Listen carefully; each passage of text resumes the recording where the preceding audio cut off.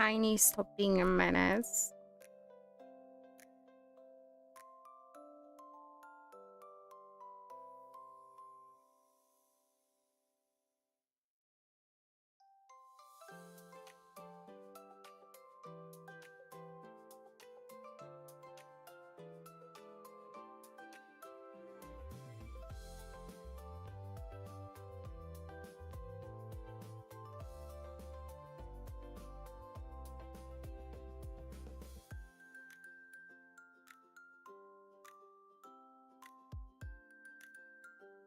Okay, coffee and this.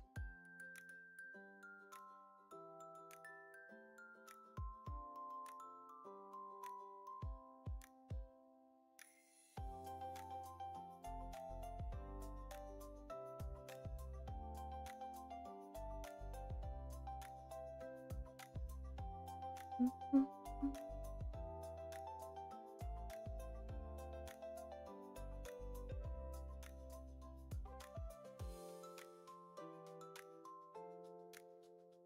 Okay. Hopefully the demo is not 5,000 hours long.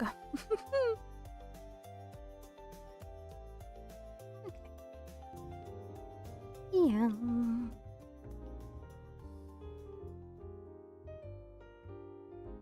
Oh, wow. Excited. Maybe a little. Yeah.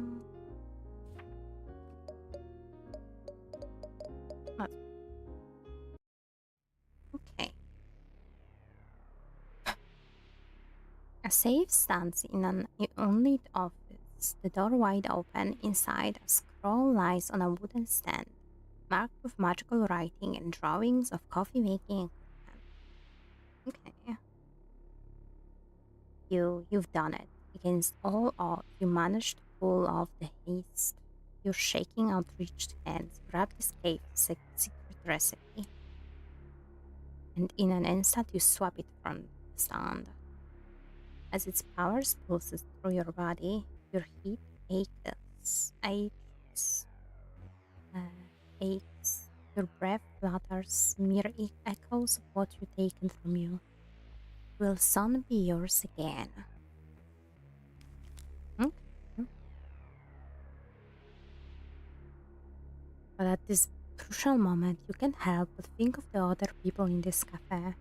The ones you're about to drag into a complicated criminal mess. You can only blame the scroll's influence for such inconvenient sympathies.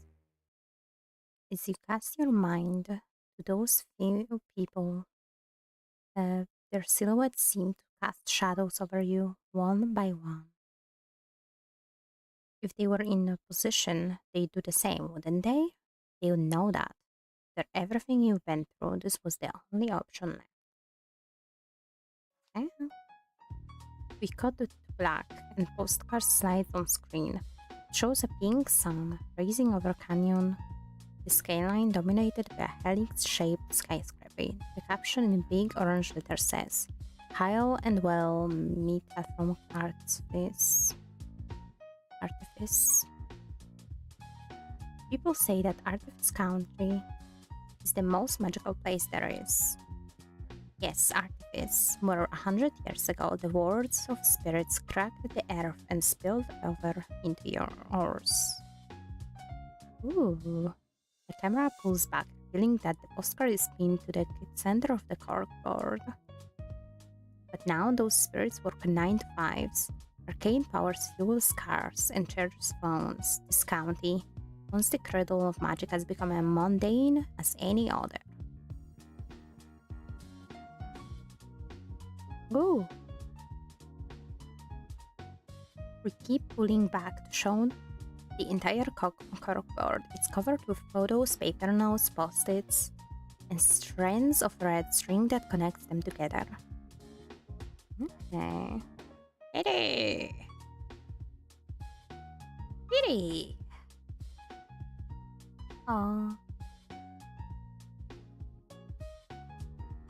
Yeah. Grocery list. Let me check. Post my goal line. Humble sigh.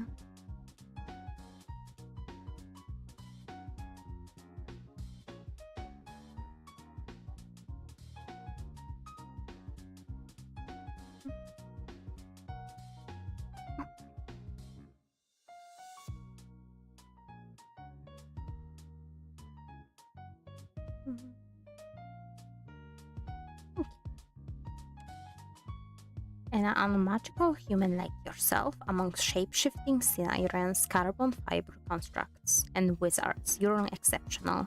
Exceptionally dull and exceptionally underestimated. Okay. At the bottom right, there's a business card labeled Hemodynamics, Feel Better. A nearby photo shows a lanky middle-aged man with yellow eyes dressed in a lab coat. A black and white cat lurks a half of the frame.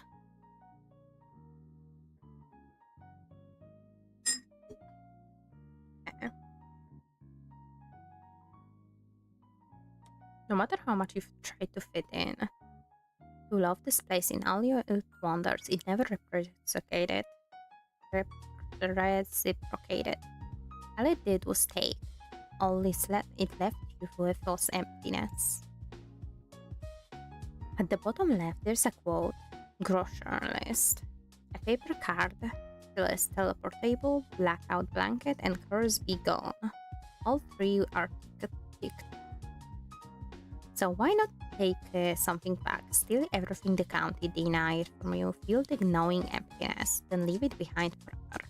Luckily, you know what you need, and exactly where to find it.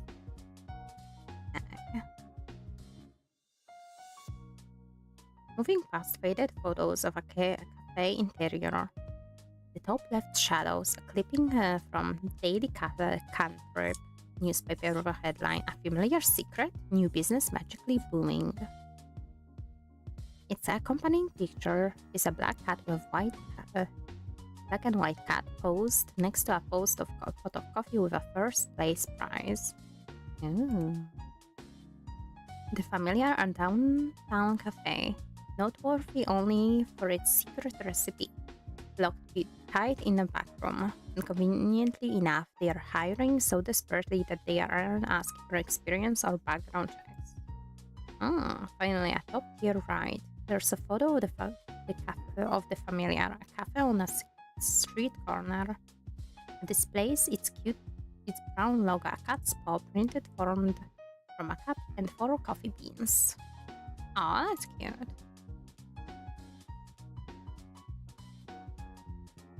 All that's left is to put together an application. Not that only you say on it matters, it really does. Ooh, okay.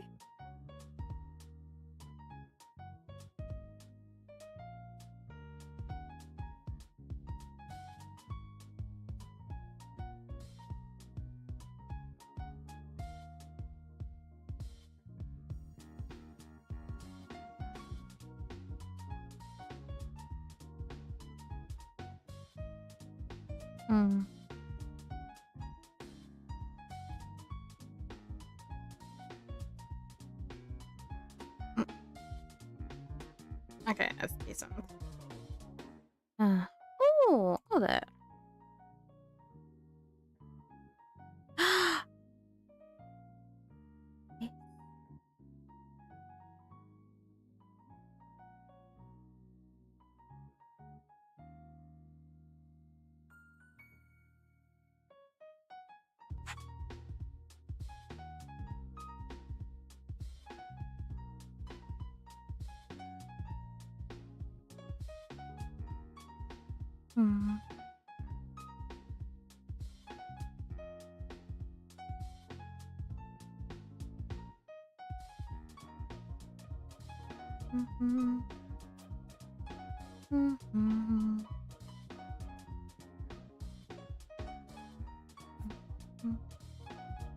Loves coffee.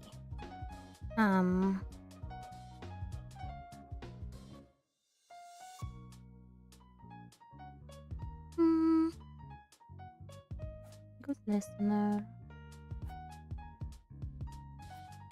soft skills. Perpetrator.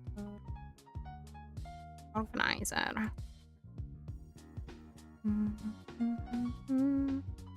God of the please.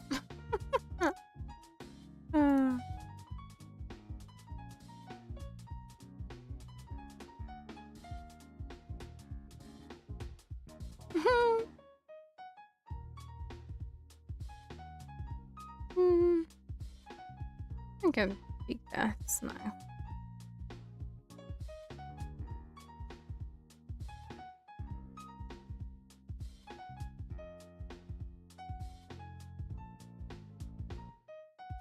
Place order. Phone number, no. And they done.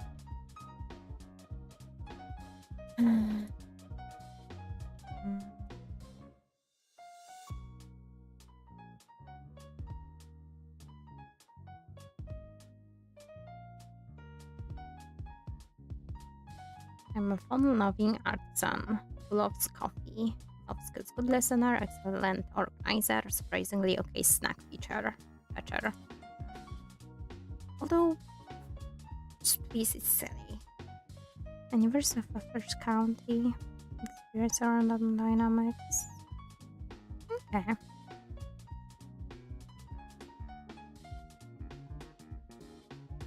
Oh, that's cute. Yeah.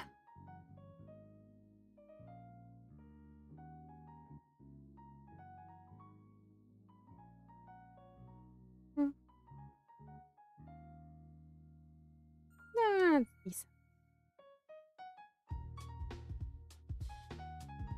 Wait.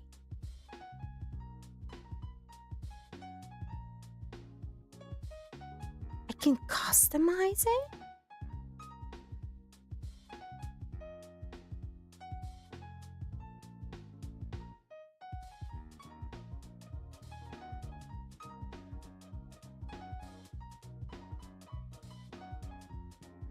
Oh.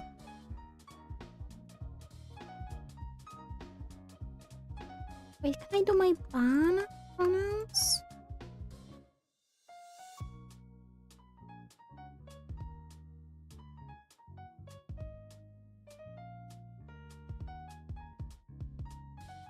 Oops, sorry.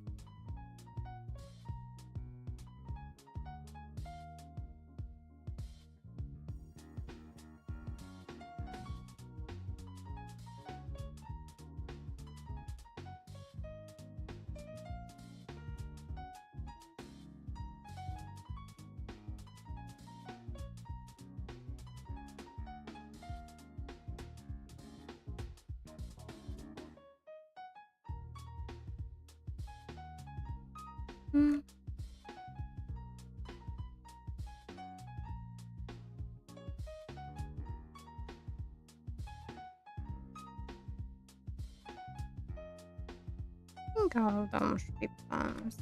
I would need to double check. Give me a second. So I'm not good with grammar.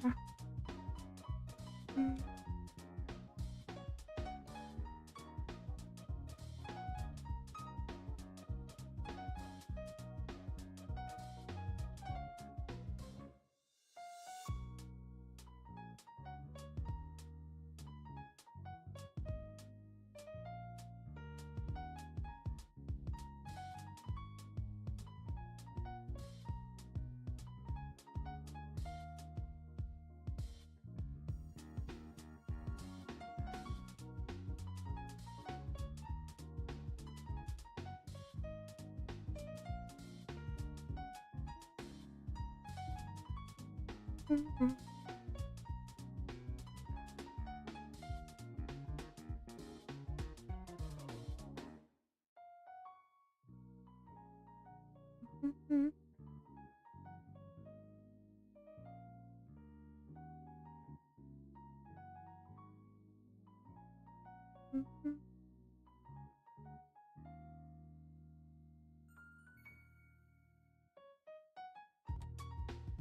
I think it's chance. I need a double check.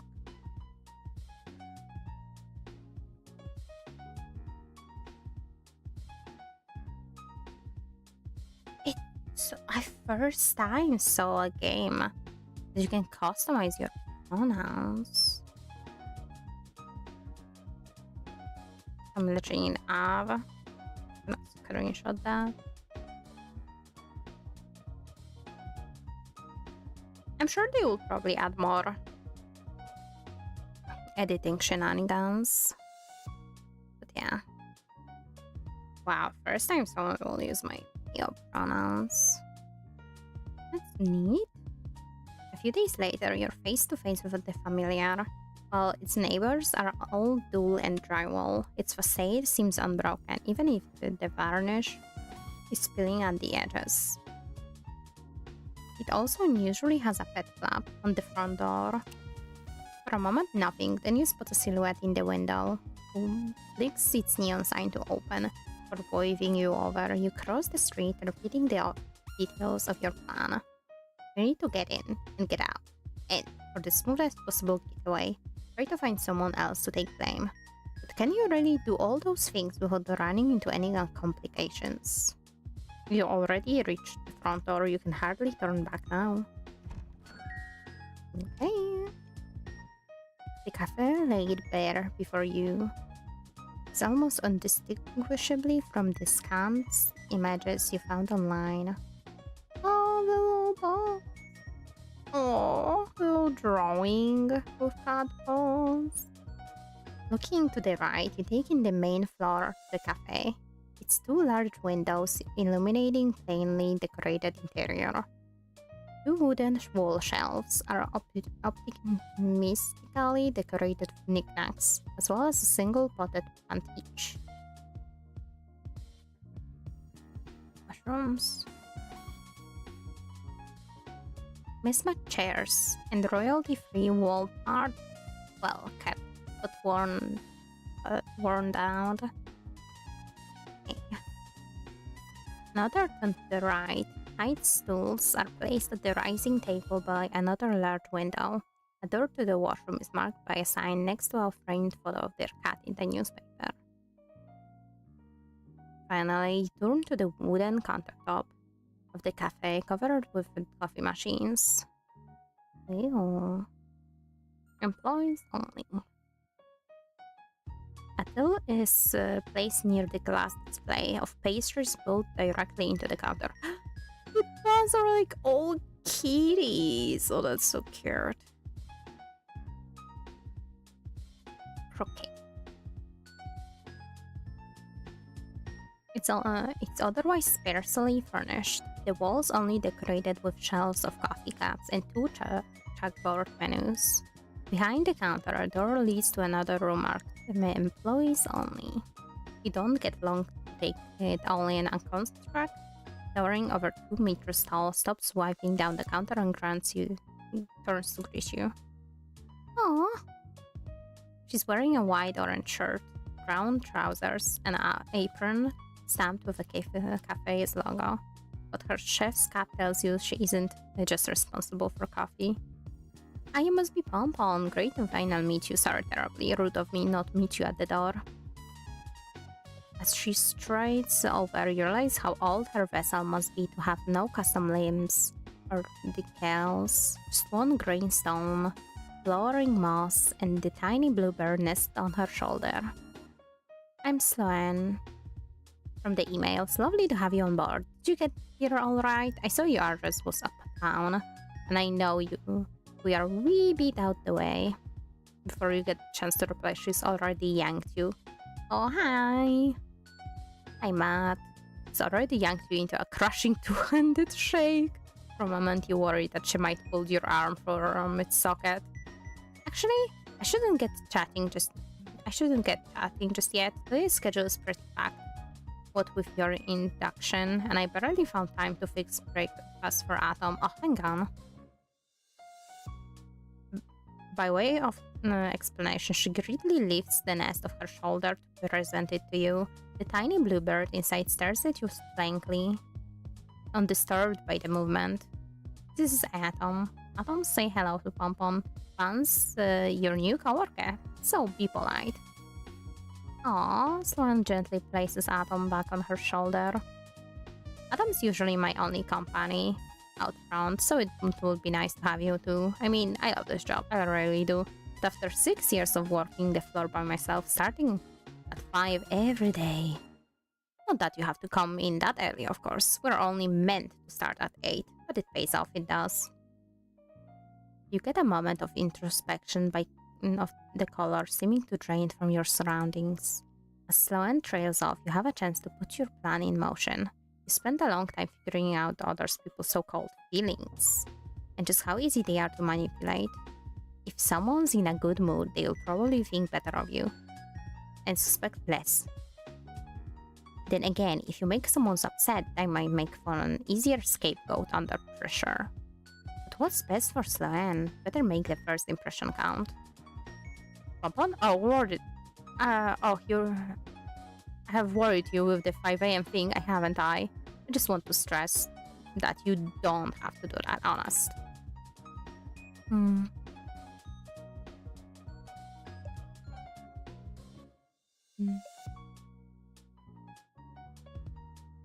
I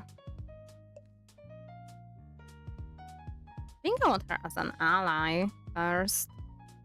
Those extra hours must be worth it. This place is spotless. Aw, sweet of you. I try to bring the best out of the old familiar. Good to know other people actually notice. The lights flickers overhead before Sloan can finish her sentence. Oh, sorry, I thought that was fixed. Should call the electromancer once I get a free moment. Anyway, packed schedule. I've got pastries in the oven, then a delivery after. Come on, let's get you in uniform. If we're quick, I can show you how a recipe works before any customers arrive. Someone strides through the door behind the counter, beckoning you into the kitchen beyond. It takes 3 steps to match you. Just one of hers. Ooh. The kitchen, built from cool metal and right angles, is warm with the smell of apricots. You breathe it in while Sloan roots through a nearby cabinet before suddenly signing. I will say this now, sorry about the fit. She hands you an apron like her own, exactly like her own. Actually, in that it's far too big for you. It's bound to slow you down and make you look utterly ridiculous. Your one should be in here tomorrow. I hope this is alright in the meantime.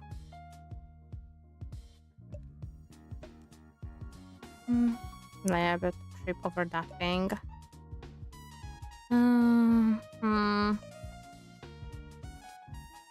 I think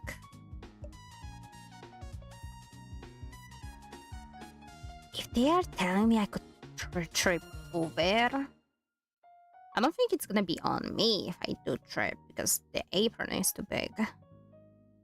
Sure, if anything, it's amusing. Great, how are you going to seal the recipe while wearing this? Thanks a million. Glad you're seeing an upside. Here's your name tag too. As you wrap yourself in an oversized apron and pin on your name tag, Sloan smiles. It's a small, sad smile that weeds down her whole face. Look, I'm sure not everything you heard about this place has been grand, but once you put in a little elbow grease, she really shine. And I've got a lot of elbow grease. I just wanted to say that. You wouldn't be here if I didn't think you had the same job. Your application told me the same that much. It did say please though, didn't it? Oh.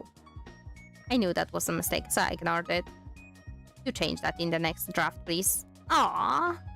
At the end of the day, those are just words. Your experience was what really settles it. I mean, it must have been a quite privilege to work for. Someone is cut short by a buzz from her phone. No, pastries. Why don't you pop into the office while I grab those? Fred, your manager, I should say, out to be ready. Big grey door on your right. Best of luck. Sure enough, there's a large door at the far side of the room. Another one equipped with a pet flap. You take 6 steps towards the office, a hiss of heat escaping the oven behind you. Beyond lies Fred, the owner, the one from the newspaper, the one whose recipe you're here for. Okay. Oh. hang in there. Inside the office is small and most of the space is taken up by a huge metal safe against the back wall. It has a blue cat bed on top and there's a cat tree tower next to it. The room also contains a loud desk covered with stationery and scratched up swivel chair behind it. You ease the door open, but no one greets you. Your eyes are immediately drawn to the colossal metal safe that occupies a quarter of the room just a few steps away.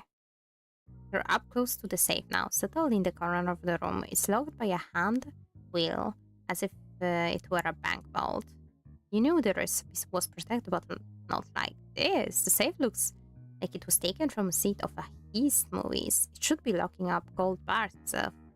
What, a recipe for coffee? But as you run a hand across its surface, wondering just how you're going to crack it open, there's a rustle nearby. You snap upright with a bolt of unridden adrenaline. Like a dragon emerges from its hoard, a tiny gold-eyed tuxedo. Cat rouses from a top bed on top of the safe. He blinks stickly, then suddenly glares at you, fur on end, eyes aglow. Oh. The cat's black and white fur is messy from sleep, but he's also wearing a tiny white collar complete with a blue tie. Don't touch my shit. He speeds the words at you like darts, light crackling through his panicked eyes. The air in the room starts getting heavier, as if breathing into a thunderstorm. Who sent you? If you think you're going to best me in my own domain. But then, wait, you're the new hire, aren't you? Quick as a power cut, the light in his eyes blinks out, and the pressure light lifts with it. The cat signs, leaping smoothly from the safe to the desk. Sorry, that was unprofessional of me. I'm Fred. Welcome to the Familiar. Good to have you on board.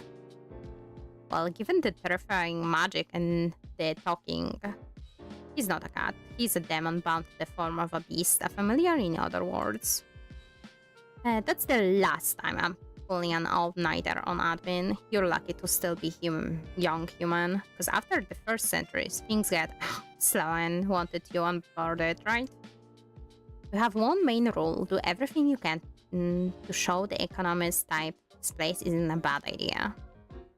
More than fire safety drills, we need a drive and spite, so that's what I expect from you. Are we clear? Did you expect I would be here today?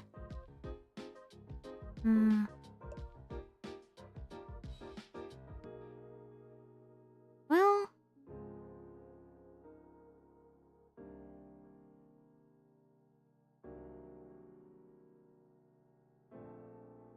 Did you expect I would be here today? Of course I did. I was up all night doing your paperwork. Not my fault. The county wants to know every little thing, down to tax code and full legal names, but I did it anyway because of you. We're a happy little family here. We're just hard workers. This isn't going to work if you aren't prepared to work just as hard as me and Sloan. As if on clue, Sloan enters the office, a kettle of boiling water in one hand and a packet of coffee in the other. She starts mixing the two in the mug on Fred's desk. Okay, boss. The mug bears the label "Okay, boss" in capital letter next to it. Dubious thumbs up. Morning, Fred. Everything all right here? Thought I heard a bit of shouting. Oh, you heard that? Oh, balls are thinner than I thought. I've just been giving... Fred quickly squints at your name tag, giving pomp on the lowdown on the familiar. Our history, what we do, all the good stuff. Sloan gazes at her, tracing the tiredness in his eyes. Her smile dims a little. Oh, that's nice. I can join. You know, if you'd like, we can go over the finer details together. If you got time, by all means. With fire movement, Sloan puts the kettle down and closes the door behind her. Fred's eyes locked onto your name tag again, as if he reads it under his breath.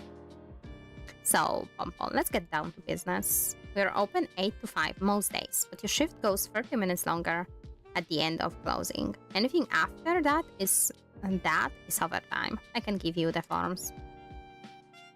Aprons go on the hook in the kitchen. If anything gets spilled on it, don't be afraid to excuse yourself and replace it as soon as you can. Oh, and if you are going to excuse yourself, And down it goes. Sloan and Fred don't speak to you as two different people, but as two halves of one business, efficient, organized, and trusting one another as best they can.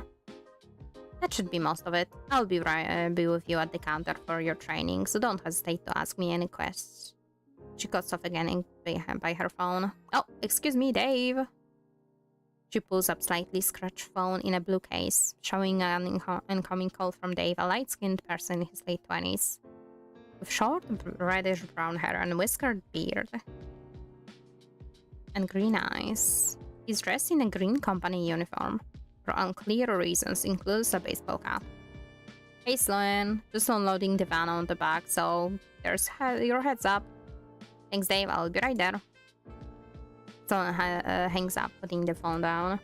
I should be off. Need to give my signature for the deliveries. Thanks again, Fred. Oh, Pompon, before you join her, I'm sure you heard about your recipe. Got to know it's all the newspaper I ever care about. But it's not so much a set of instruction as it is, well, I don't get too arcane with you. It's more of a backup thing, like the internet. You use that, right? Point being, even if you don't see it, it will still be working its magic back here. In a drill-proof, bomb-proof, six-gauge safe, which only me and Sloan can open. I curse it.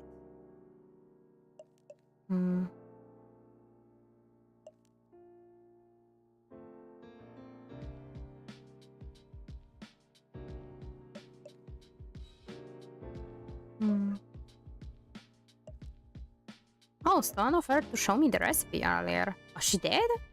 She really shouldn't be so trusting of a new hire. No offense. We'll show you at some point, just not today. He looks back at the veritable vault behind him, as if checking that it's still there.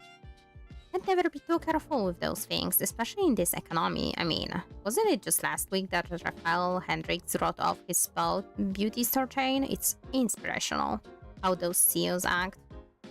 Expanding isn't easy. I mean, ideally, we'd have an accountant, a consultant, and another chef, but we've got you. So I hope you take your responsibility seriously. Especially with our regulars. Ugh, you'll meet them soon enough. You should catch up with Sloan. Anything you need, I'll be back here going over these papers. As you leave the office, Fred pulls a single sheet paper from the files on his desk. Even upside down, you recognize it as your CV.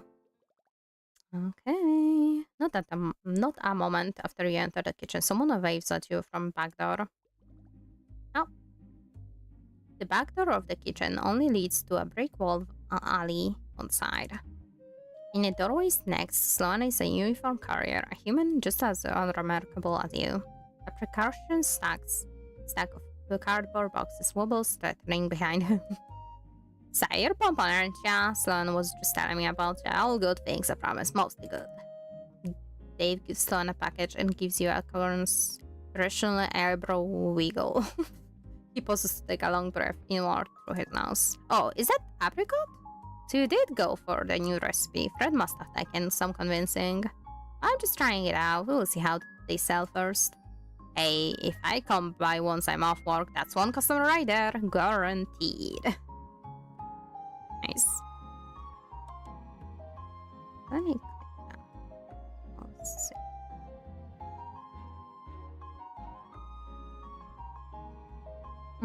Hey, have a good Thursday, yeah?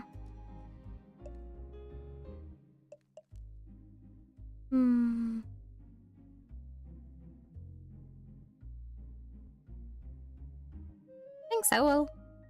He might not be here for it, but if all goes well today, it's going to be good. That's the spirit. Any more for me, Dave? Just a couple bigger things, but I will grab those this time. Don't let me interrupt your induction.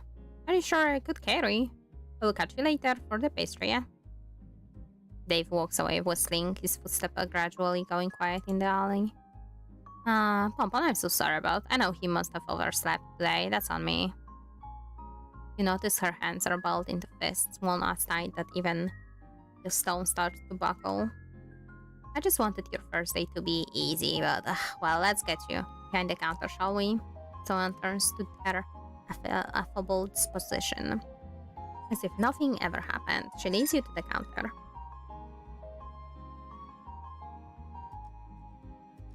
There won't be time to take you through all the machines, so let's just fill the drip maker. I kept the house rows down here. She effortlessly pulls open a burlap sack of beans, scooping them into a grinder. As you pulverize them, the aroma of the coffee fills your lungs like a cloud of bitter smoke. Today's been all over the shop, hasn't it? You should get a wee moment to breathe now. Only one customer comes in this early, and they don't do Mondays. I'll introduce you tomorrow. Okay.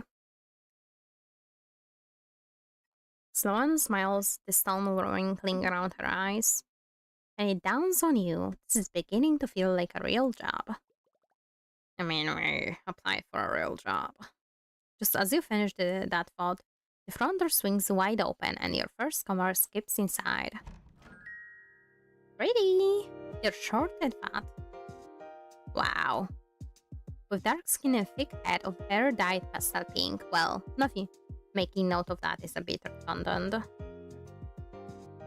You spot at least 4 shades of pink in their outfit: pink fingernails, pink sun hat, lipstick backpack. That dress must be best spoke to pricey. The color of their dress is embroidered even. There's 4 pointed stars and crescent moon. The latter is matched by a silver bracelet on their wrist, where crescent moon charm is attached. That's cute. As they draw close, though, you spot pointed fangs in their cherry smile and deep red eyes behind their tinted glasses of vampire.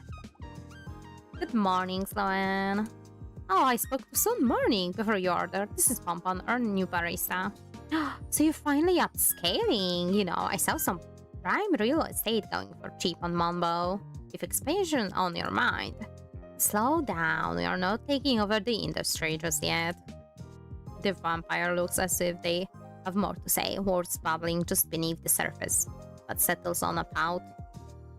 Pompon, I'm Jessie with an EA. Jesse's eyes swivel to you with abundant curiosity. Your apron is so big. I'm more of tailor myself, but I know that baggy looks have been catching on lately. Just focus on the wearer being separate from their clothes. Oh no, it's nothing like that. Just a supply chain issue. Well, what will be this time, Jessie? A hot chocolate, please. And I will have it with whipped cream, nutmeg, caramel, marshmallow. Wait, will that fit? Marshmallows, then whipped cream, then caramel and the rest. Oh, but what if I got cookies too? Give me one with everything. And 2 chocolate chips cookies, please. Sloan already off to one side, riffling through her arsenal of ingredients. Meanwhile, Jessie brandishes a pink bat-styled mug from their backpack, placing it on the counter as their eyes flick back to you. Even if Sloan and Fred aren't aiming for world domination yet, you're still on the front line of their expansion plans. They're investing a lot of trust in you. So tell me, do you feel like a good investment? How far are you willing to go to success? Oh my god, I would literally run away if someone asked me that on the first day of my job. I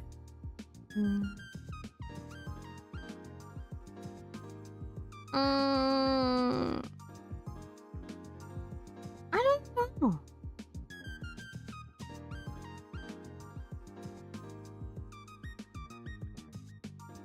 Well, I'd rather have her on my side than no. Don't do anything. The vampire peers deep into your eyes and nods as if confirms a suspicion they had. Good. Oh, I love the little flowers. So, Jessie, what brings you here on this lovely Monday morning? Are you trying out a new schedule?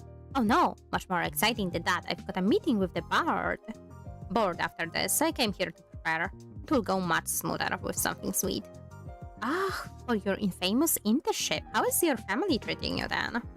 About as well as usual. Trust me, I would much rather be here to help the familiar.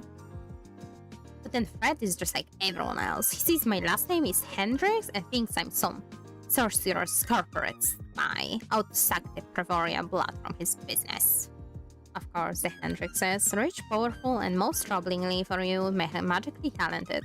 Just looks at you, anticipating your judgment with a flat smile.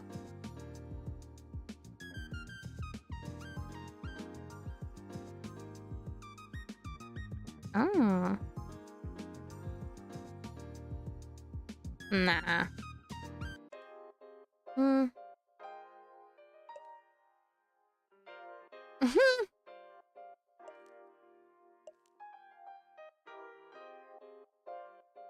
Hmm.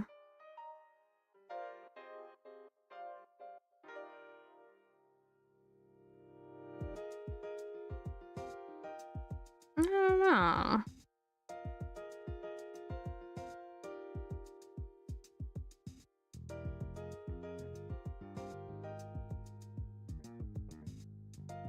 I would say that, but I think it more would be better to like say either be on her side or say about because he mentioned that. I just remembered.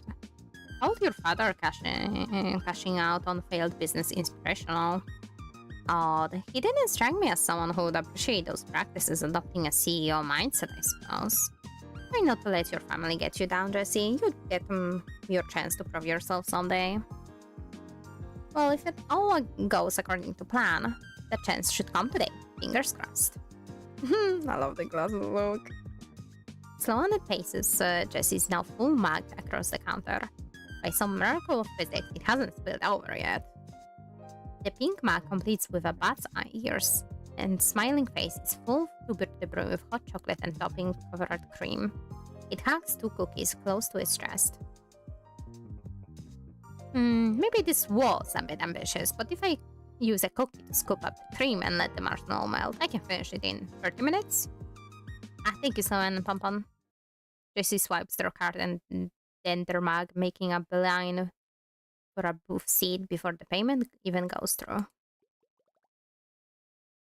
They assemble their workstation in mere seconds, a sheet of papers, a stack of textbooks, and predictably pink laptop. The mug stands diligently at a safe distance. Jessie was a surprise, but at least they are a nice one. I'm just grateful they didn't come in at the same time as... Ooh! Before she can finish, the front door swings open and the siren rolls into the room. Her wheelchair, styled with like a white fishbone, holds her mammoth-like tail to the front. The morning sun shimmers across her throatly moistured blue skies. So pretty. She's wearing a sleeveless orange turtleneck and magnolia-covered jacket. Oh, magnolias. Relaxing her shoulders and perfectly photogenic smile that doesn't quite reach her eyes. Hello, the familiar. It's a perfect day for my long overdue review, don't you think? You'll have to forgive me. I came straight here from my morning swim. I must look like a mess.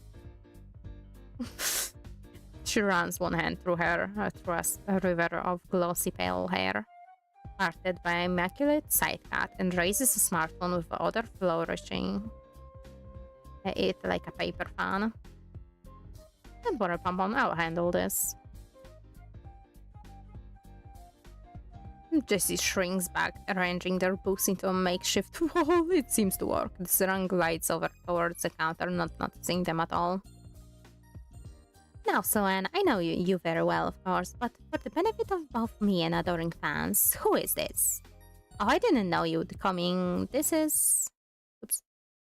Let me save. But the Siren's already staring at your name tag, trying to preempt Sloan's introduction. So that's how you spell Pompon and Shente. I'm Alexandra Aguirreros. Pleasure to make your acquaintance. You don't happen to have a Grimoire account, do you? I'd love to give you proper credit. No, thank you. How about a drink first before anything goes onto that internet page of yours? Quite right, Sloan. I'm getting ahead of myself. Could I have... She clears her throat and straightens her back. A blue sea salt caramel frappe with soy milk and non-dairy whipped cream on top. Just a little of that raspberry chocolate powder you have would be lovely. Thank you so much. I should have everything. Let me check the back first. Bonbon, could you grab a plastic cup for that? These are on the bottom left cupboard. Wait, do you have any of those little fish cookies? Ah, she's gone. In the silence, Alexandra's smile slides off her face. She sighs sharply through her nose. Are you alright? I know this whole song and dance can be quite overwhelming if you aren't prepared, but then you don't know who I am anyway, do you?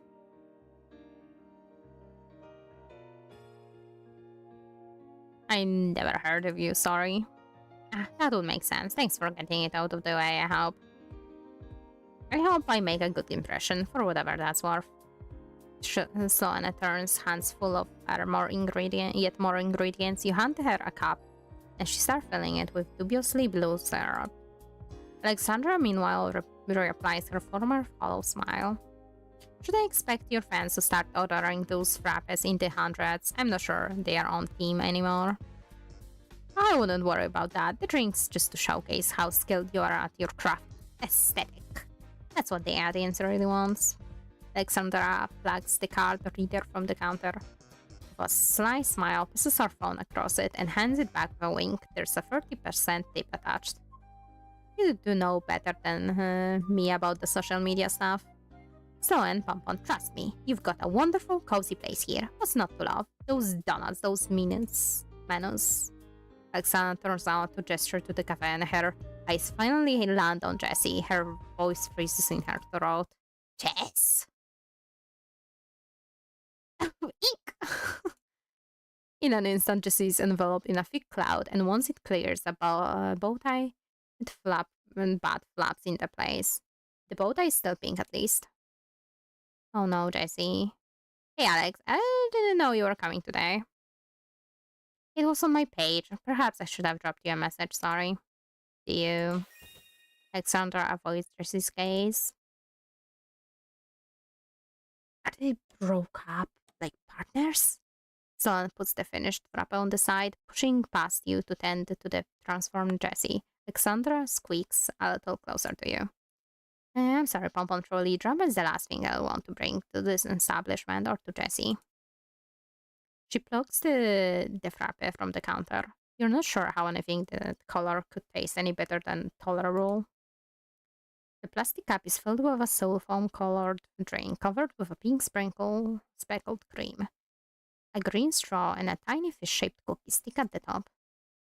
In a way I'm not wanted, just snap a few photos, then I'll be on my merry way. The lighting is not ideal, but I can fix it in post.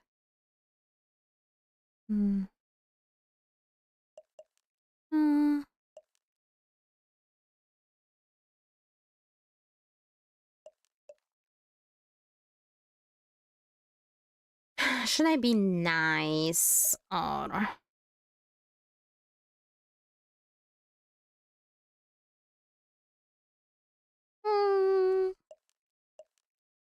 I mean, she can dim a little light. Oh, that is helpful. Thank you, darling. I'll take a look once I got the post drafted. With a final smile, Alexandra takes her drink to the cafe's centermost table, posing it like an art exhibit. Jessie, still a bat, keeps staring at her but doesn't look back. With an exhausted puff of smoke, Jessie returns to her original form and slumps into their seat. Eyes wandering to the crescent moon bracelet on their wrist. Sloane returns after confirming they're okay. I think, yeah, both of them at once can be a wee bit complicated. They're used to...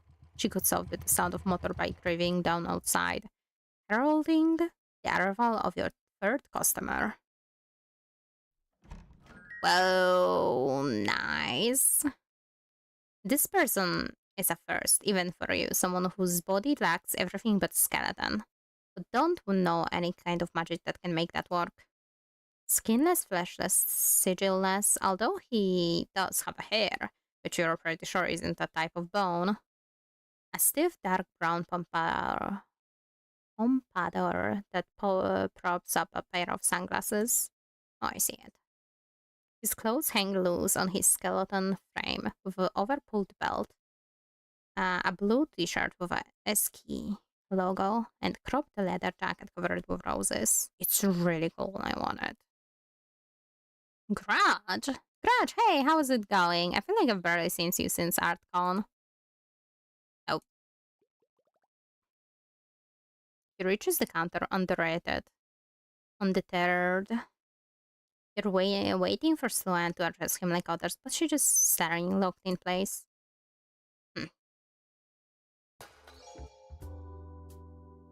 What?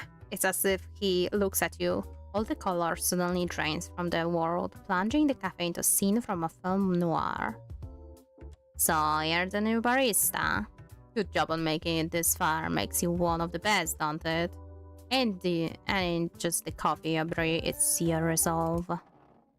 Can I take your order? Sloan at the last ascertained her color. Yeah, resolve. Well, let me tell you, I know your type. And I know you're up to something. I can feel it. Sloan, I would like to order kindly. Thank you kindly. Let's put your new barista at the test. I will have a coffee. A black coffee. The pot doesn't have to be, yeah. As he stumbles over his underwear, the color seems to return to the cafe. Yeah, I think we might. Saw an eyes bounce between his skull and the coffee pot at the counter. Pompon, why don't you handle this one? It will be good for your training. Seems like she isn't going to budge. You grab a cup and stop pouring. Wait, what's Pon's name? Pompon? Okay, I think I got it. Pompon, so that's the name of the nemesis. Of my nemesis. Nemesis? I'm Grudge Knuckles. And you're best, remember it. Even if Frederick gave you this job instead of me, there's bound to be cracks in your meticulous facade. Oh, so he wanted this job. Your coffee-making house. At this revelation, he had a whole rant prepared. Just because you got this job with an application like that?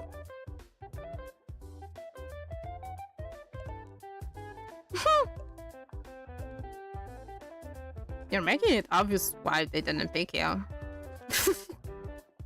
Hitting me right in my non-existent heart. Yeah, gonna make me a fine nemesis, that's for sure. Much as it pains me physically. I don't want to get out my face.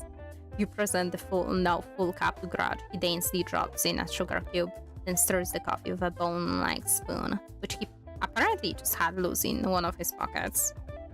The coffee cup is covered with worn rose decals. Grudge carefully arranges his spoon bone with 2 brown sugar scoops on the saucer. Heh, nice try, but I know coffee when I see it. So there's no way this... He puts it to his jawbone and takes a delicate sip. The liquid seems to vanish as soon as it enters his mouth. Damn it, it's like usual. How did Ron get it right so quick, so bitter, it's so energizing. Fine, I'll hand it to you, Pompon. Looks like you're real lucky.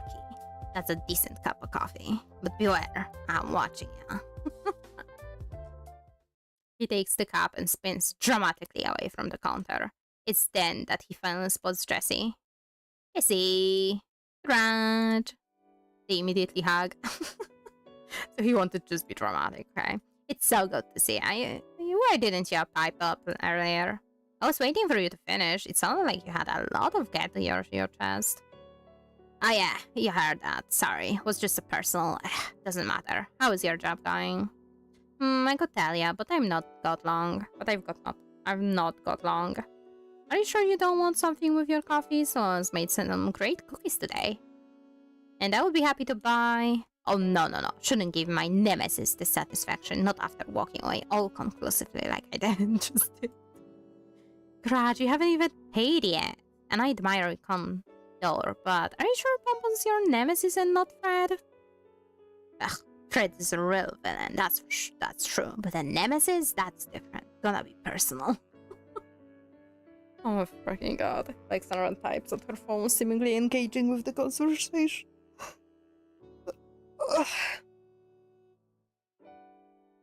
But you don't know who Pompon is yet. Maybe start with a rivalry. As a practice.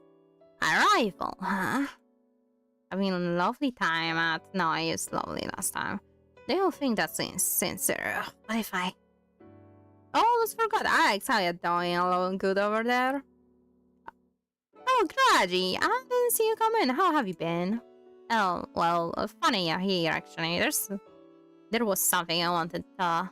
Alex turns back to her phone. I'll just talk to you later. You too, Jess. If you're busy, sorry, I should pay for this. Grudge sheepishly returns to the counter, hands fisting through his pocket for some loose coins. Well, I'm back. Got too caught in the whole confrontation to give you your money, even if most of it is going straight into Fred's pocket. Ugh. But I'll say this, I'm practically a coffee detective, and I'm detecting something odd about you. As long as I come here, I'm going to do my darndest to figure you out.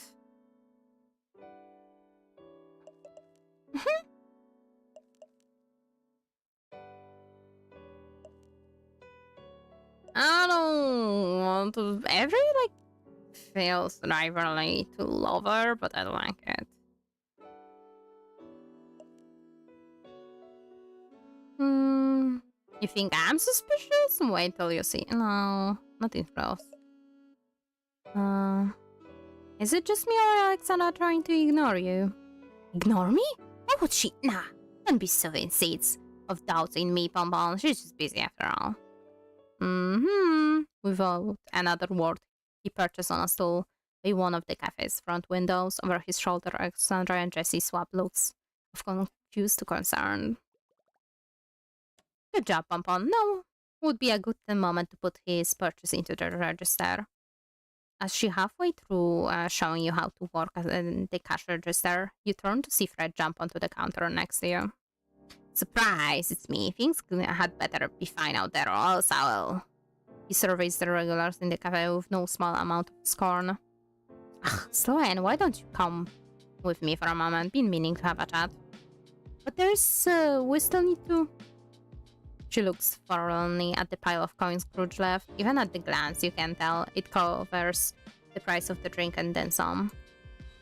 This might be your last chance to show suspicion before you execute your plan better. Choose wisely.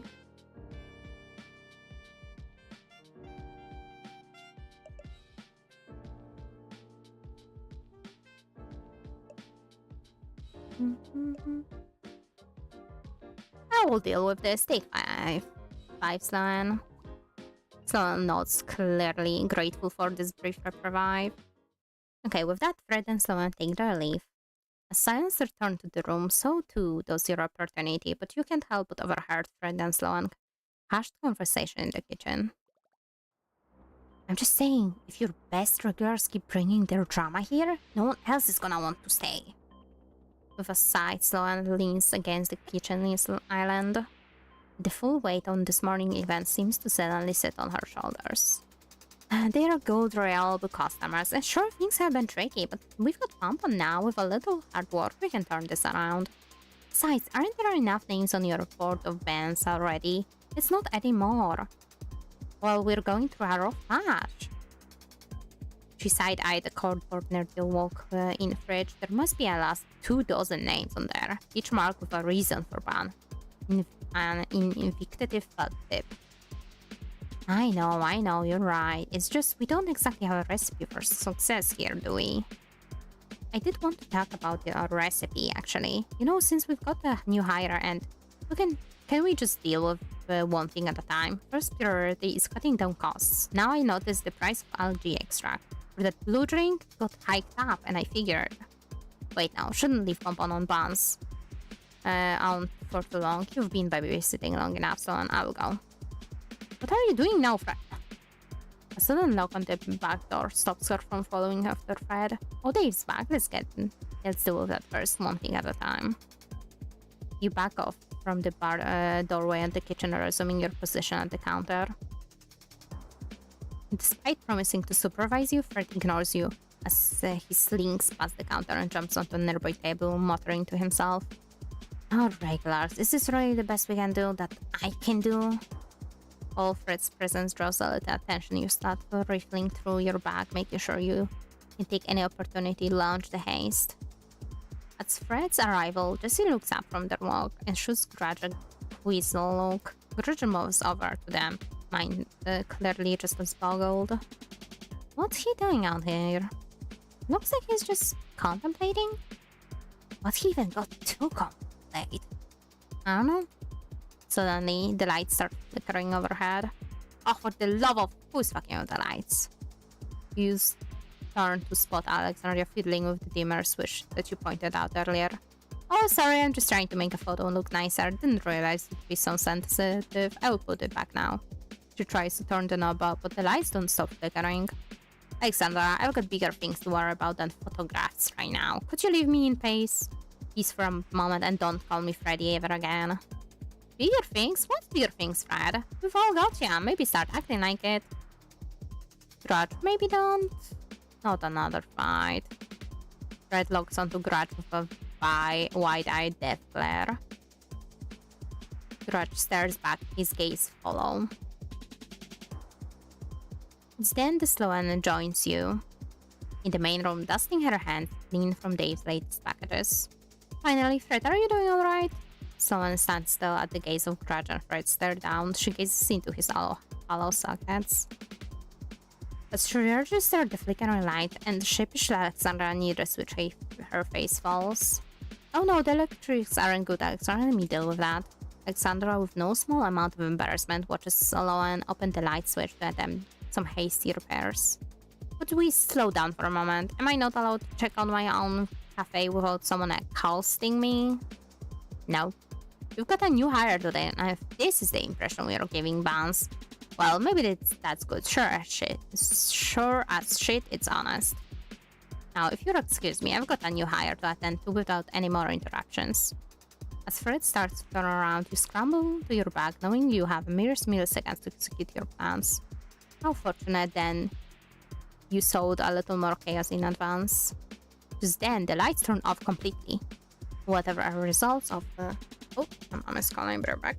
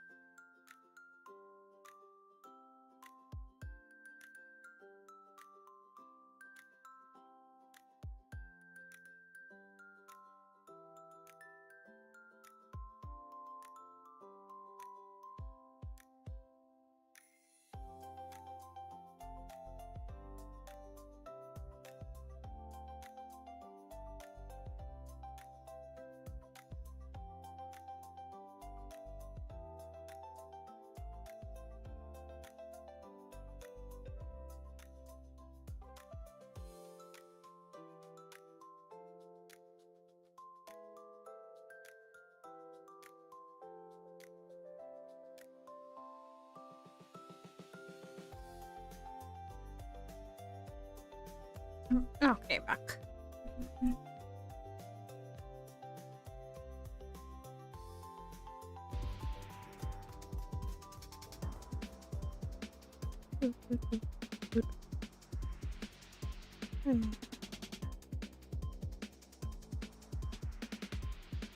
Oh, baby.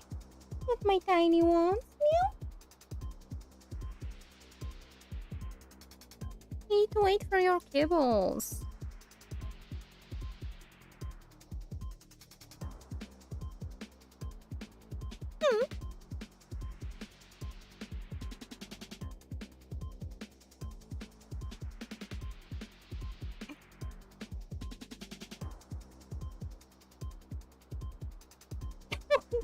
Ah, meow.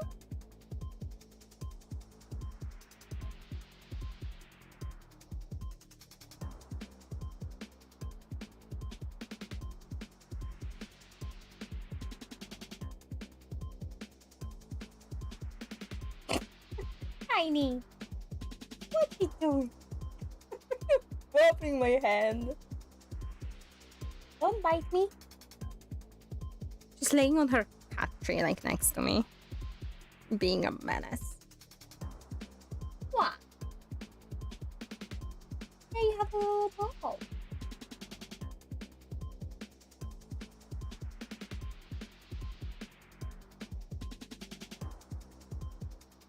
What is she doing? Don't look at me.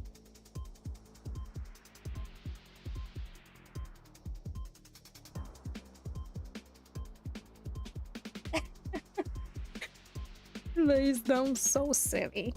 Why are you so silly? Boop the nose, boop the snoot. It's a slim distraction, but it's enough. But you aren't going to get a better chance right now. Now. You reach into your bag in an instant. All the lights, sounds, and socket from the room, the sounds of panic, and are quickly quelled with the magic now pulsing from your cozy sleep-style blackout blanket. Even in the silent darkness, you won't have long before everyone got a sense of their surroundings, but you've been over this plan too many times to fail now. Having said that, you're still wearing a very large apron, which could be implemented to say plan what to do. I'm gonna take it off. Deciding to remove any chance of tripping in your total darkness, you scramble to untie the apron before taking your first step. Step 1. Take 3 steps into the kitchen, then 5. No, 6 to the right. You paw to the door handle and slip into the office, thankful that there wasn't an apron to stop you. Step 2. 1, 2, 3 steps, and you feel the cool surface of the safe against your fingers. Step 3. Reach into your bag and gives your can of Curse Be Gone a shake. A few sprays on the safe and the words are already flaking off. But there's something else, a sound cutting through the silence, crackling the lightning, threads casting a counterspell you don't have along. Step 4. Spin the wheel and leave the safe door open. Feel around inside until safe door swings open, revealing a bag of catnip, a ball of yarn, documents folders that won't be approved stamp sticks out. But you aren't here for any of those. The scroll of the wooden stand with all magical markings lies before you. You've done it. Against all odds, you managed to pull off the haste. Only a slim window of opportunity too. You shaking out rich hands, grab this safe cafe secret recipe. You're stuffing it into the tiny pocket dimension of your teleportable lunchbox. But at this crucial moment, you can't help but think of other people in the cafe, and who, if anyone, you should try to pin this on. You exhale, but the sound is too clear. Red's counterspell is taking hold. Even if you put all your weight on the safe door, you wouldn't have time to close it properly. What you can do is return as quickly and quietly as you can. As you take careful steps back into the counter, you try your best to control your breathing, not let the exhalation show. It's been so long. But as you desperately shove your apron back on and the darkness finally dissipates, you know you're not safe yet. You've got to find an exit in the ensuing chaos without arousing suspicion somehow. And the silent darkness lifts from the cafe. The first thing you see is Fred bounding into the kitchen, crashing through the cat flap to the office. Is everyone okay in there? No one's hurt? Someone catches you, just as you get the apron over your head, stopping in pure bewilderment. Are you alright, Pompon? Oh. Okay, I know how this looks. That's the last time I handled the lights, but I don't think the blackouts usually come from spontaneous hearing loss. Is it possible with light and sound enhancement those glitches can happen? But it's rare they're as dramatic as that. Jesse, we don't have any enchantment like that. That wasn't planned. Huh, the plot thickens. Wait, where did Fred go? Before anyone moves, Fred rushes back into the room. Nobody leaves. His eyes crackle gold and chains of lights fly across the cafe. The front door, the windows, the back door, no exit are spared. We can do this the easy way, or the hard way, you understand? And if you aren't going to turn yourself in, I'll just root you out myself. What? I'm sorry, but whatever had just happened is your business. I'm not missing my meeting. I'm sure you have planned, Frederick, but is it necessary to trap us inside your lovely cafe? If you wanted us to stay, you didn't have to do that. And what are you accusing of us exactly? Sitting perfectly still while your lights went weird. Fred, what's going on? Well, the lights were out. Someone went into my office and opened the safe, which means one of the people in this room has stolen our secret recipe. It's as if the whole room flinches. Suddenly, everyone's looking at everyone wide-eyed, searching for their faces for the slightest trace of an answer. As Fred reaches the end of sentence, you notice his gaze linger on slow end before returning to the crowd. Jesse seems to be evaluating everyone in turn, but their piercing red eyes burrow into Fred for the longest. Grudge, who eyed you so suspiciously before, briefly turns his attention to Alexandra. Oh, okay. The only one who seems to consider you for more than a second is Sloan, though, who looks at your apron with narrowed eyes. Fuck, should have kept it in. But that means no. This is fine. We can deal with it. It's alright.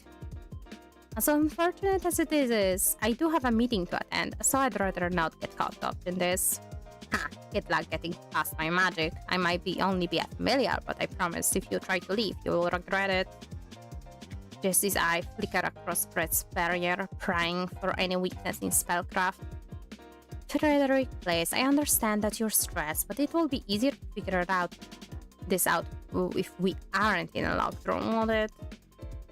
Yeah, and how do you know it's only one thief? What it's conspiracy of all of us finally getting our revenge. Alexander Jesse snapped Grudge knowingly. He said just the wrong thing. We don't have to act like diligence. I'll just call the police and... Enough! This place is sealed. Nobody leaves till we find out thief. Thief singular. Grudge, because if it was any more, you might actually succeeded. If it was any more. As for the AACPD, John, fine, I will call them. I'm betting they will take their sweet taxpayer-funded time getting there. Then label this as unsolvable. But I'm not risking anyone's making a break for it in the meanwhile. So we're going to sit here like adults and get our facts straight, understand? Now, did anyone notice anybody acting strange? Anything suspicious at all? I'd get this over with faster if you fess up now. The room exchanges uncomfortable glances before someone pipes up. I was the one who stopped Alexandra from messing around with the lights. Maybe she cut short. Maybe she short-circled the electrics by accident. And... oh... and what? That was a prelude to this. Just a fun little hint. You can't be serious. Someone suggested it, so I thought it would be fine. Well, great start, everybody. At this rate, we'll have a recipe back within the next 1,000 years. Ugh, there's no use trusting anyone here, is there? I know how these stories go. You all got some kind of a motive. Oh? Fred stands on the curtain, judging everyone behind him with narrowed eyes. Jessie the heir to a powerful family with something to prove. There's always one. At the far side of the room, Jessie stands sullen-faced, their fingers laced. They're shrunk back from their overwhelming situation. I'm not here to anything. I'm the youngest of 5. Alexandra, our female fatale, although she hasn't killed anyone, probably. Near the counter, Alexandra side-eyed Fred over her shoulder with ice-cold anger. This wasn't on her schedule. If it weren't from you, I'll take that as a compliment. Grudge, the obvious suspect. Too obvious even. But I'm not ruling anything out yet. Fuck. Grudge to the right of Jessie refuses to look at Fred. He stares to one side with an indignant eye socket. So what that makes you the hero detective? You don't even have a sidekick or a hat. Sloane, the one you would least suspect. Sloane gives Fred a concerned frown, her posture slack. Atom on her shoulder observes him with a seeming confusion. Oh, that's good, I think. Fred, you can't really be saying that Which brings us to final suspect, Pompon. Your breath can't help but flutter as everyone's eyes suddenly turn on you. The red herring, I mean, it obviously wasn't you. You're human, got no magic, worked hard to get this job. You're in the clear. A cursory glance around the room tells you that not everyone believes him. So that's why Bun's going to find out who really did this.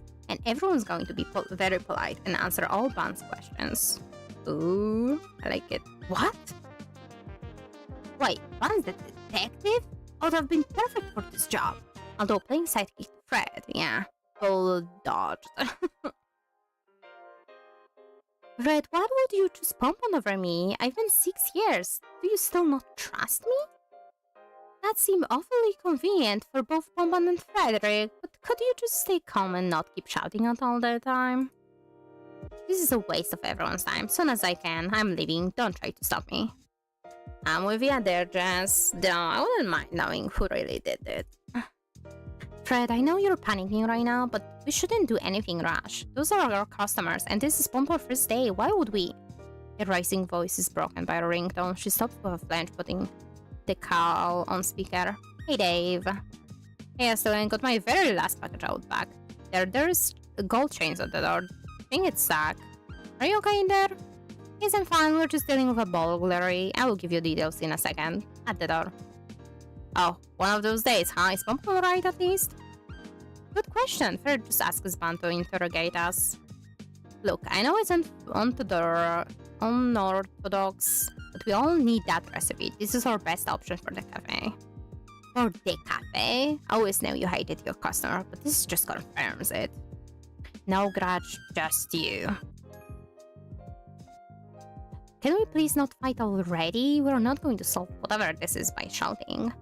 Yeah, it's getting a bit loud over the speaker. Pompon, what do you actually want to do?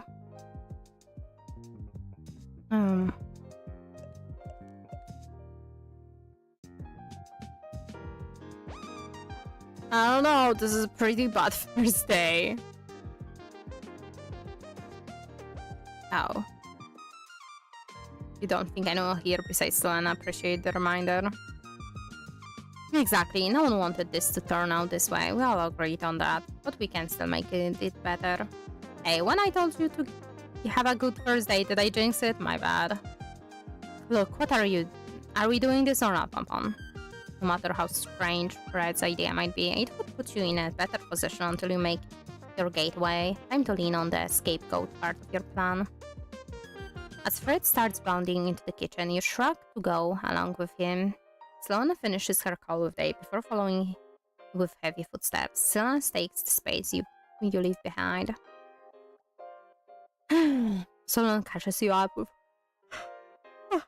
Sorry. Sloane catches you up with you and Fred in the kitchen.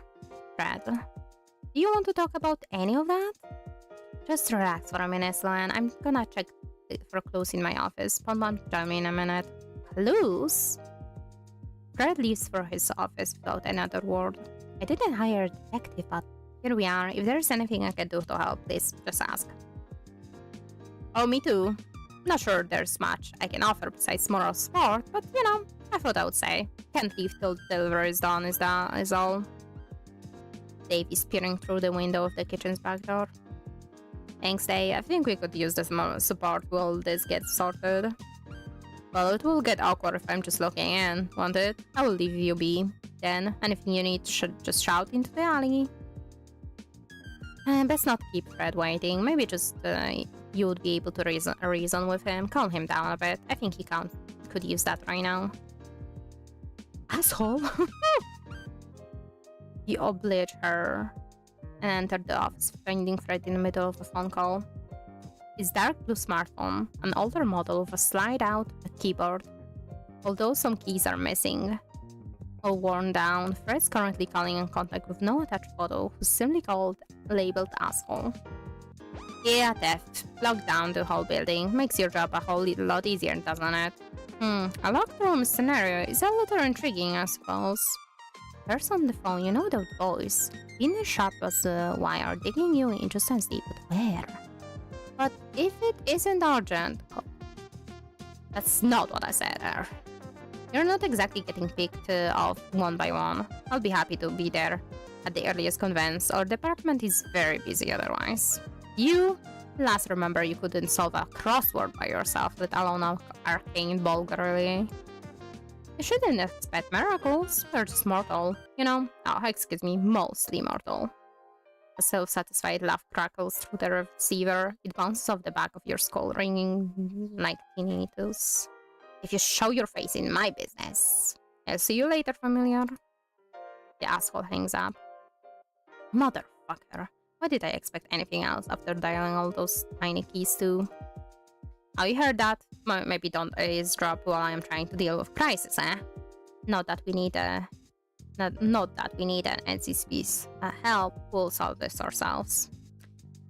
Plan is you find our prime suspect before the ponies get here and mess everything up. You can do that, right? It's one in for logical deduction. Fred sneaks a not so subtle glance at your CV across the desk. Should be easy for a fun-loving artisan like yourself. Fun-loving, yeah. If you want fun, Bombo, you got definitely come to the right place. Plus, you love coffee. That's a decent motivation to get the recipe back. Despair and anger. Right, let's put those soft skills of yours to use. Imagine I'm one of the suspects. What would you ask me?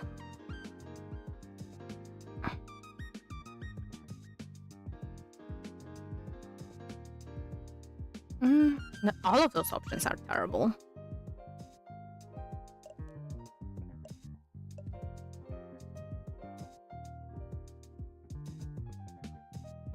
You did it, didn't you? Just confess. Ugh, yeah, I tried that already, didn't work. Good instinct. But we're going to need more than that too. He stops to breathe out as much tension as he can manage. What we need is evidence. Eyewitness accounts, motives, a sort of thing. Stuff like, what were you doing when the lights went out? Or how do you feel about the familiar? What's your relationship with Fred, you know? If that's what he wants while you're trapped here, that's exactly what you'll get. Actually, take this spare notepad. Write down anything suspicious you came across. I want no stone left unturned. Click the notebook on the bottom right corner to see an overview of all gathered evidence and character stats. If you find our prime suspect with a convincing case, something thoroughly investigated, we can put the things back to normal at once he shows up. We'll need all the ammunition we can find. I think that leaves us with gods, until closing time at least, before the police can finally make it to the scene. Okay, countdown clock. Your clock will keep track how long you have until the investigation ends. Most lines in the inquiry will cost you time, so choose wisely. Now let's find your base of operation. I would offer my office, of course, but I need to conduct my own investigation. Where to put you? Fred hop off the desk, reluctantly dragging his phone along beside his clenched mouth. He led you out of the office back to the main floor, the cafe. Bathrooms, cold storage, not great for health and safety. Oh, what's about the counter? Could be here anyway, and it gives you a great view of. Fred's gaze catches the open sign. Still lit in the cafe, he and bounce across the room to correct his message. As he does, he notices his phone left forgotten on the countertop for a few crucial moments.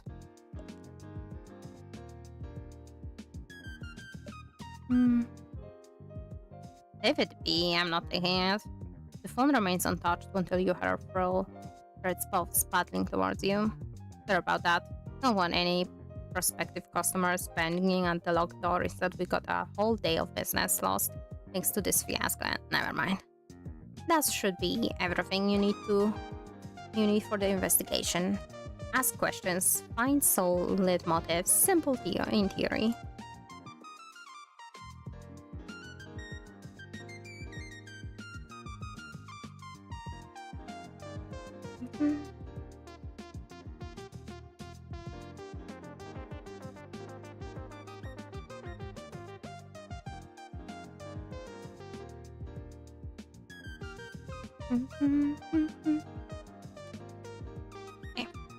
I know how this sounds. It's a dumb idea, but it's the best thing got right now. And if we don't do something, this place is going under.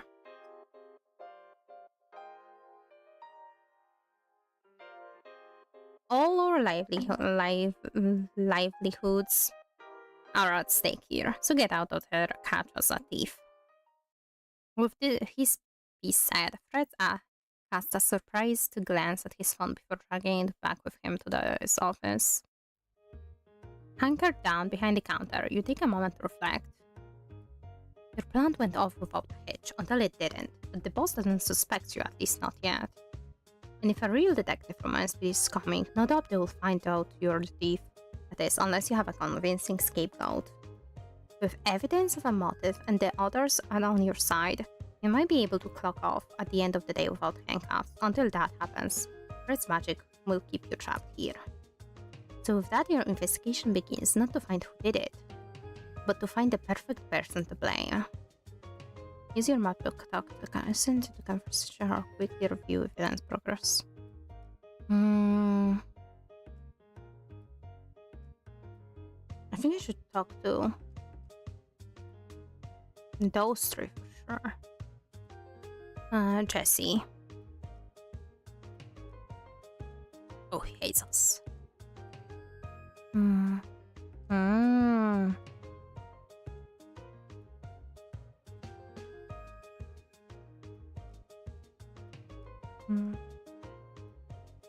Okay. You could do that. When we approach the garage, his eyes look at once unfocused and deep in thought turns to you instead. Well, if it isn't Pompon, it will seek me out first. I've been thinking about what your boss said, trying to narrow down who the suspect could be. Not that I have anything you could really use for accusation or nothing, but you gotta start somewhere, right?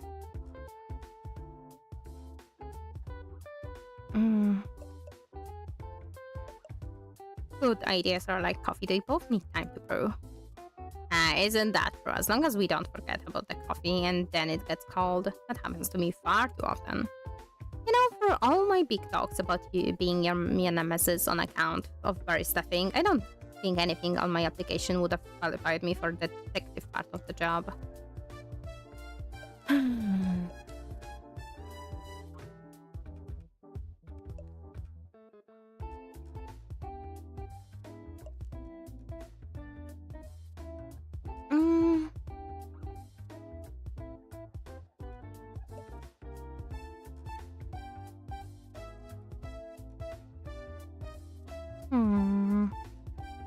If you keep your expectation low, you'll never disappoint yourself.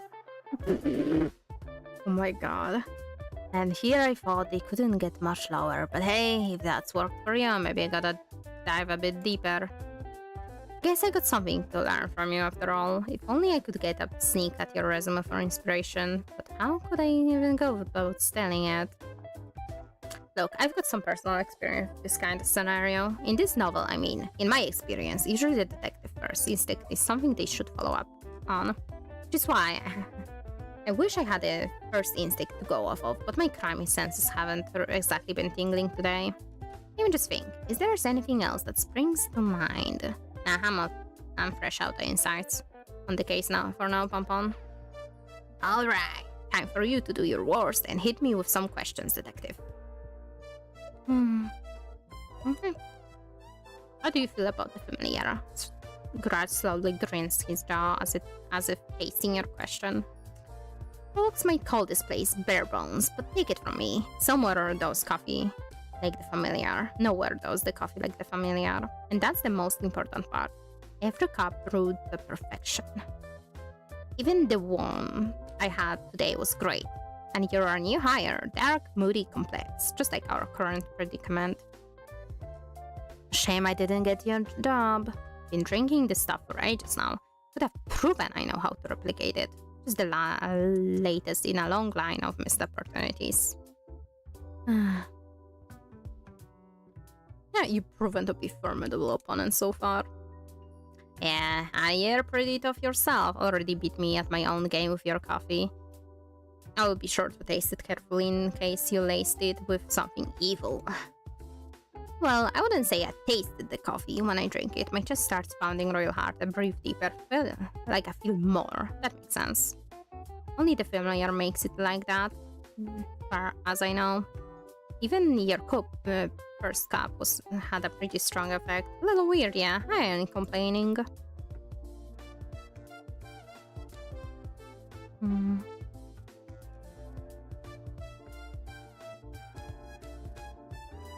Maybe Fred's enchanted it to be super addictive. But he wouldn't do that, wouldn't he? Although I'm pretty sure it's just me who gets those weird feelings, but he would. If I had to guess, the recipe is so magic that its power's been rubbing off on me on one coffee at a time. With a few more cups, I'll be slinging leaning from my fingertips. No wonder Fred wants it back so bad. Now my breath calling her back.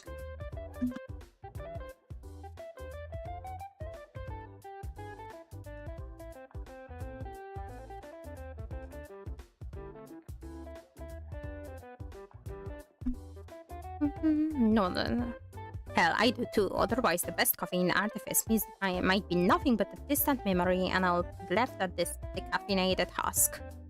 How to savor the last drops of magic while I can, then I'll have to do without if this place goes under. What an odd thread in the tapestry of this case. Our thief ain't just stealing coffee, but the magic that makes it shine. How utterly nefarious. Sounds like Grudge is the only customer affected by the coffee's magic, but if he gets some unique upside from it, he might be able to spin that into a motive. Yeah.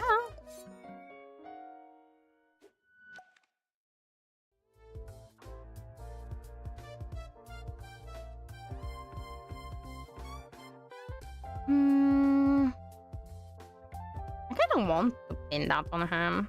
What kind of magic is in the familiar's coffee? Grudge looks past you, gazing into the lens of invisible camera. I ain't no wizard, but I know it's potent. Makes the coffee taste like a rainy evening in a smoky bar, or thumbing through the pages of a beat-up book. It's like... Look, I don't know, it's just he's different, alright? If I knew how magic coffee worked, I would have told you before. Spouse Jess might know more about that. Wait, nah, they don't drink it. They get hot chocolate every time. Just like I get my coffee. Not one for breaking routine, not even when I've ordered a sip of mine.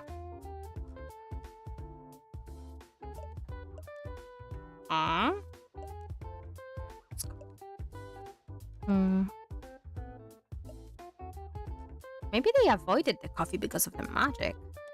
This ain't shy about justifying their preferences, so they will tell me that, right? I mean, they gotta know something about it. Too smart not to.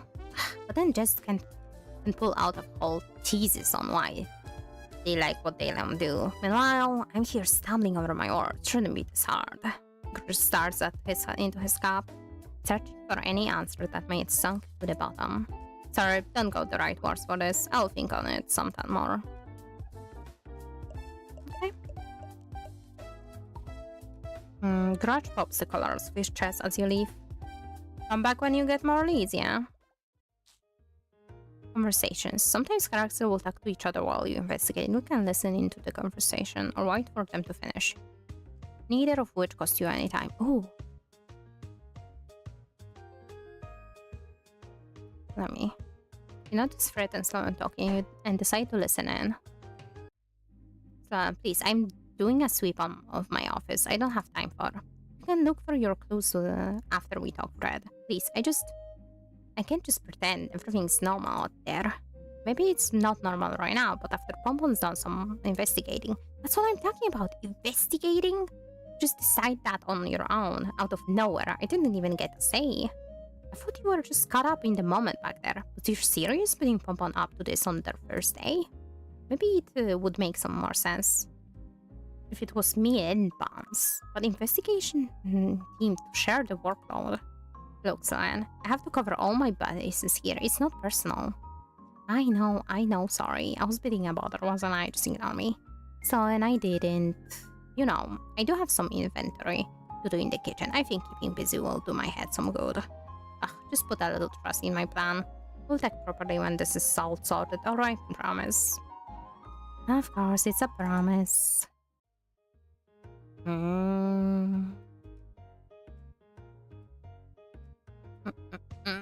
don't wanna waste time.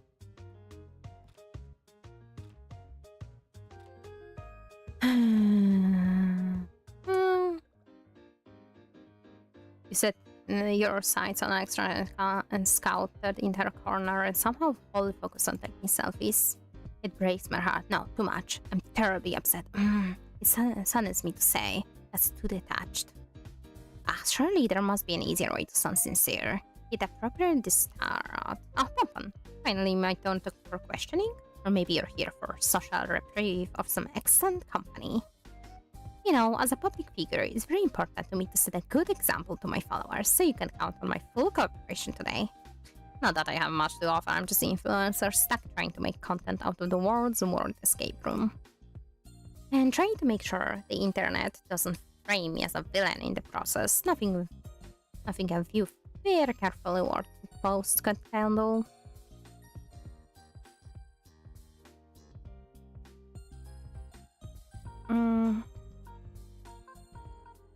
Well, I kinda wanna say that you shouldn't share any of this online.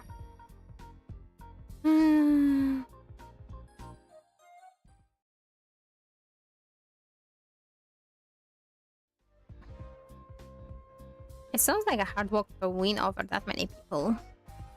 Well, yes, the internet as a whole is a lot of people, but a curated following, if you're careful enough, you can retain your adoration through any storm. It's the separation, I think. The screen between you makes it easier than winning over someone you see in the 9 to 5 with the bonus of image filters. Are you worried too? Being caught up in a crime might not look good on your digital footprint either.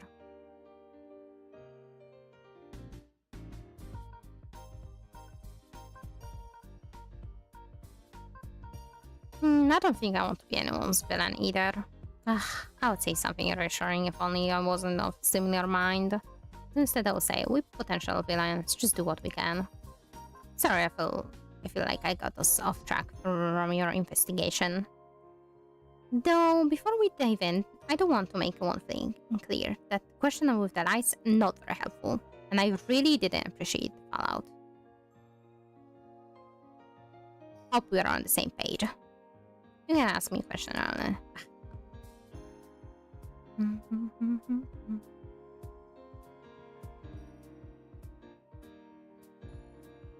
What kind of magic is in the familiar's coffee? Darling, I'm probably the least person here. I know that's a bit rich coming from a Saiyan, but well, you follow Alexandra Ace as they drift down to her tail.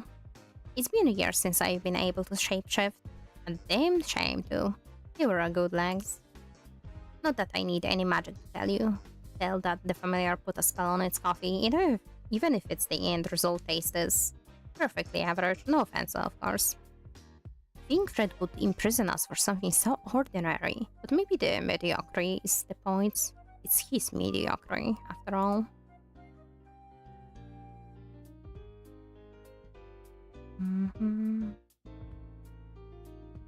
So why is Scratch such a fan of average coffee?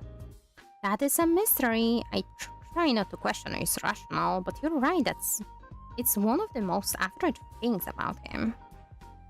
If you ask me, the spell is not throwing the coffee any flavors. Not that I would know, magical as I am. Yet you still thought of to ask me about it. Extra full of great opinions, naturally. But for this, you might want someone involved in the making of the coffee instead of the renting of it. Sloan. Okay, what were you doing when the lights went out? Well, after getting lambasted by Fred for trying to improve the lighting and then getting swamped into the deep darkness, I was in no mood for selfies. Not even the best photos have a torch that can cut through magic. The fact made all the more infuriating when I felt the damn thing vibrate with notification and I couldn't even read the preview. So I suppose I was mostly bending my time until I could finally see my phone again. Are you waiting for important news? Most notifications feel important to me, but this one was especially, so yes. Now that I think about it, your boss got me so wrapped up in this nonsense I forgot to follow up on the ping. Alexandra pulls up her phone, fingers moving quick across the keyboard, even with the anxiety that seems to weigh off her shoulders. Ugh, why is this page taking so long to load? Don't tell me it's some remnant magic messing up with my data. Why am I paying so much for 6G if it ain't if it can even handle this?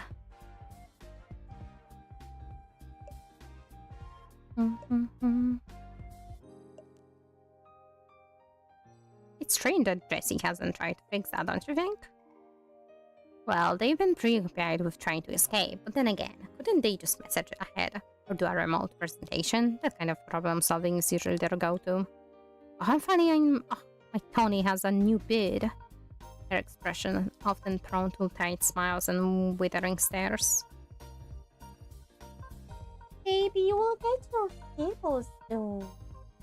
Yeah, are you hungry? Be right back. I need to give Kitty some food because she is out of cables, so she's like, ooh, I need to munch on something.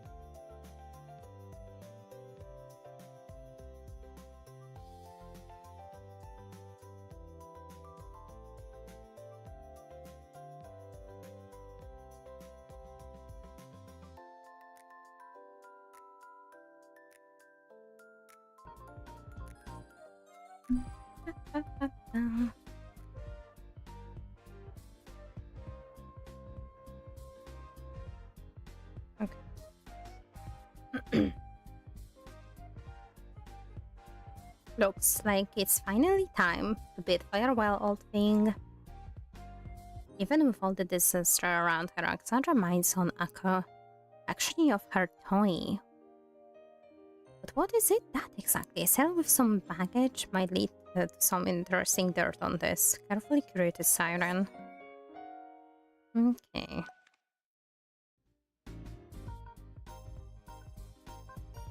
I don't really want to put on her.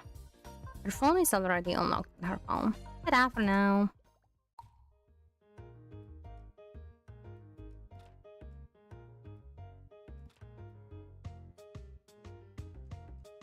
Oh, that's a suspicion on me level.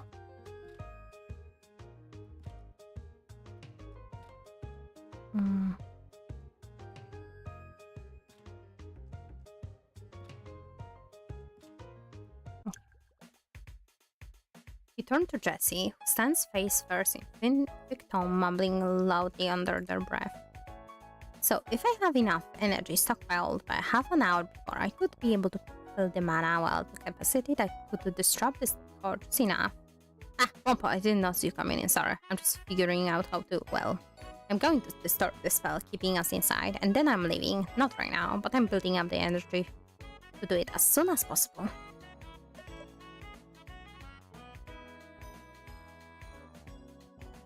Wow, very impressive. I look forward to seeing you in action. Thank you. I'm pretty confident it will be a success, but still, maybe don't stand too close. I just really need to get out of here. I know I mentioned my meeting earlier, but it's a certified big deal. I missed my chance to present to the board. I have passed out an opportunity of a lifetime. Oh, their shoulders slump. Whatever enthusiasm they had for their spellcasting ploys dissipating in their face of reality. This is so frustrating. I had today planned out to a T. Spend my whole week being anxious about it, then the day rolls around and it's just out of my hands.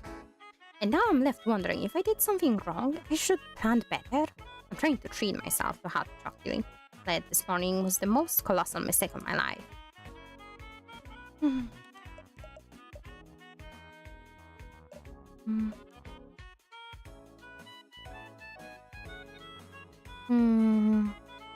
The world will always get in the way. It's why I stopped trying.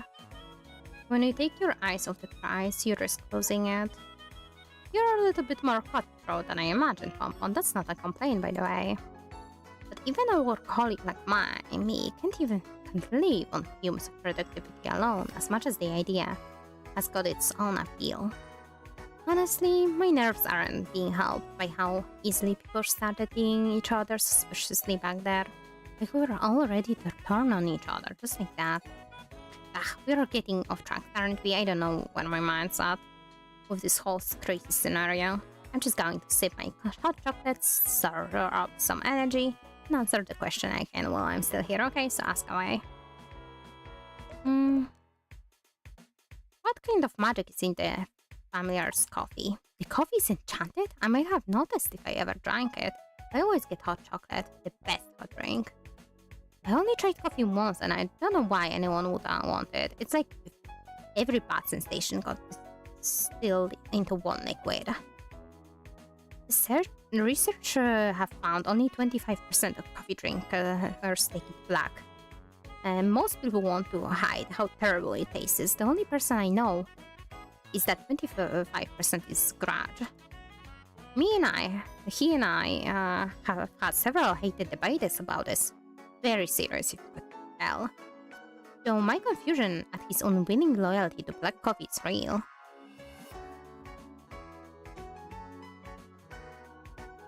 For grudge, it does seem unusual routine. That kind of strict regularity is a literally regular for him, too strict even for a running joke, unless there's a punchline I missed. His love of the coffee seems pretty genuine, even without further examination. I couldn't tell you what role the magic playing in that, if any.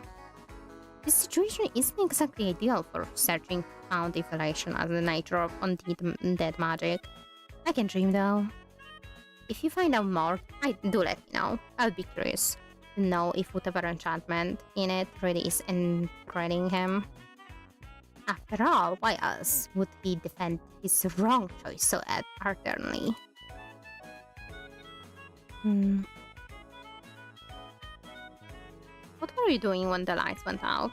Well, let me retrace my steps. I came here to study, and I was doing really my best to concentrate. But suddenly, everything was accelerating, and Garage was being a fight with Fred again. I tried to say something, but I'm best at taking charge. When I have spreadsheet to back up my points, interpersonal conflict is much more complicated. Honestly, Pompon, I was getting kind of stressed out. My hands did what they always do, fidget. They look down, fingers moving unprompted to play with the worn clasp of the bracelet on their wearer's wrist. The clicking is rhythmic and practiced, evening the breath with every motion. I've tried to counterspell whatever happened back then if I would had my wrists about me, but all that was fiddling broke the clasp. It left me scrambling to make sure I didn't lose my pieces. This old bracelet been doing that a lot lately, breaking down. Maybe I should just be grateful Fred and Grudge are fighting over there for now at least.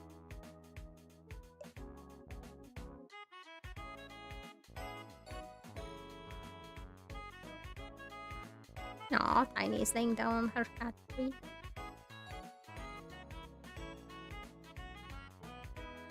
Maybe Grudge started a fight as a distraction. I wouldn't say an alteration between those two is ever out of the question. The fact he chose to egg Fred at the very moment is interesting to say the least. I don't want to read too deeply into it, I was distracted myself after all. Really, I'm just grateful I didn't lose my bracelet as well. If it had fallen off and gotten lost under some counter in the kerfuffle that followed, that would have been the icing on a very rotten cake. I didn't get the bracelet repaired. I have considered that before. I would like to get it fixed so when I get anxious and fidget with it, it doesn't break and make me even more anxious than when I started.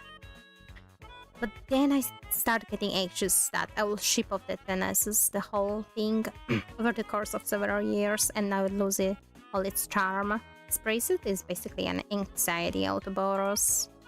It might sound silly, but this little band of metal means a lot to me, no matter how much damage I've done it over the years. Well, I feel the weight of it on my wrist. It reminds me of better days, reminds me of those days will never come again. And if it does actually break someday, I'm sure I will find some other way to wear it, keep it close. Nothing wrong with a little uptight thing after all. Jessie wears a broken old bracelet on their wrist. One they don't want to let go. Perhaps in finding a white as well. Dressed vampires accessory out of season, you'll also find the possible weaknesses. Wait, my brother's calling.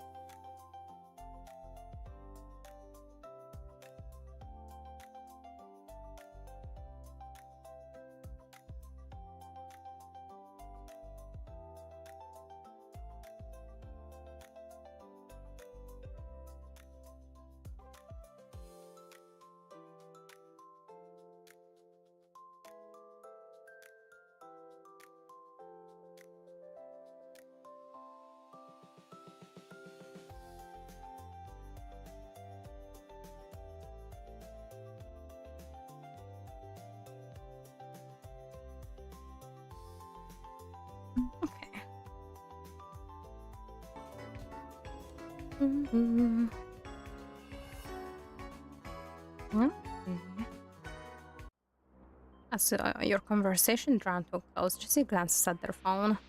A sharp intake of breath quickly follows. Oh goodness, look at the time. I need to get moving before I'm really late for this meeting. Thanks for the encouragement earlier, by the way. I'll make sure to take this barrier down with extra sparkle just for you. Be sure to stand back. Jessie turns with a determined set on their shoulders, marching to the fronts of cafes, their feet planted firmly, their stare down the magically sealed door. You've got this, Jessie. You got this. In your peripheral vision, you spot Alexandra looking at the two of you with narrowed eyes. She shakes her head and starts to approach. Jess, I don't like the look of you, that stance you're holding. Tell me you aren't going to do something stupid. Grudge slinks over, attention drawn by the small little star you formed. I don't think I'm doing something stupid, quite the opposite. I'm going to break the barrier, keeping us trapped here. Hell yeah, put the vampire magic to good use, Jess. Bust us out. Would you stop saying such incriminating phrases, please? You're right, less talking, more casting. Whoa. As soon as Jessie casts their magic, their air pressure fluctuates. In an awkward rhythm, the light flickering overhead. Now, heavy footsteps quickly puncture the bubble you four had formed as Sloan rushes in from the kitchen. What's happening out there? Is everyone... Alright, Jessie, what are you doing? Before they can formulate their reply, a streak of black fur races past you.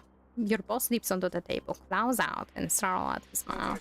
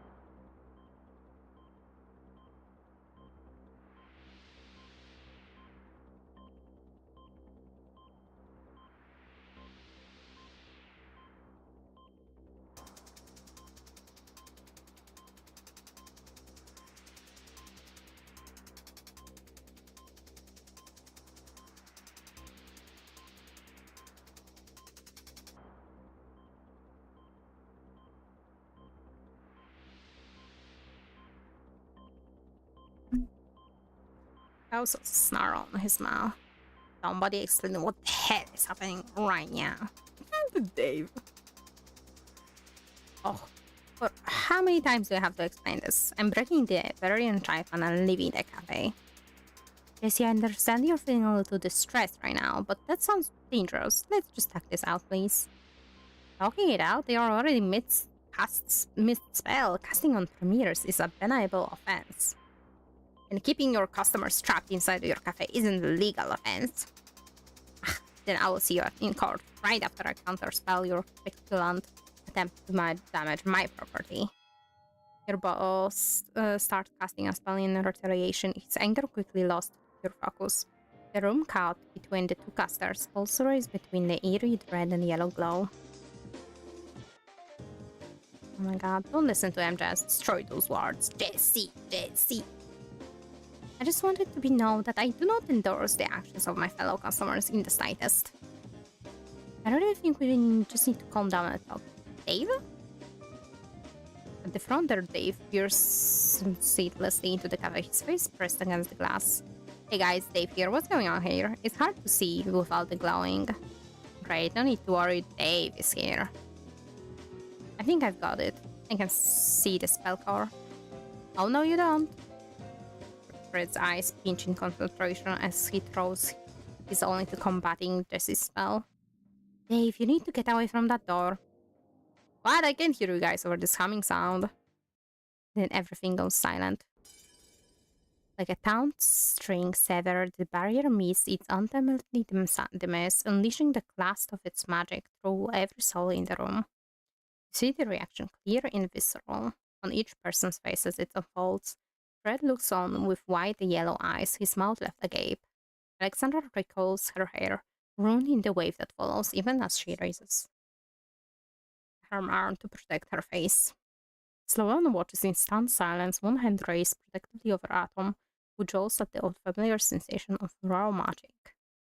Jessie observes what they have around, fangs visible in their open-mouthed shock, and recoiling from the surprising strength of their own magic. And finally Grudge, who well. His sunglasses down over his eye socket, Grunge is facing the magic implosion with a smile on his face and thumbs up. Because of course he is. Well, shit. I actually did it? Slowly then, all at once, the white's face. Tiny. He stole the ball. You need to get to his room. Yeah. Huh. Then all at once, the white fades from your vision and the aftermath and staff comes into view.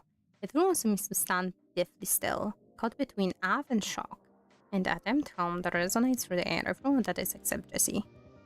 I did it!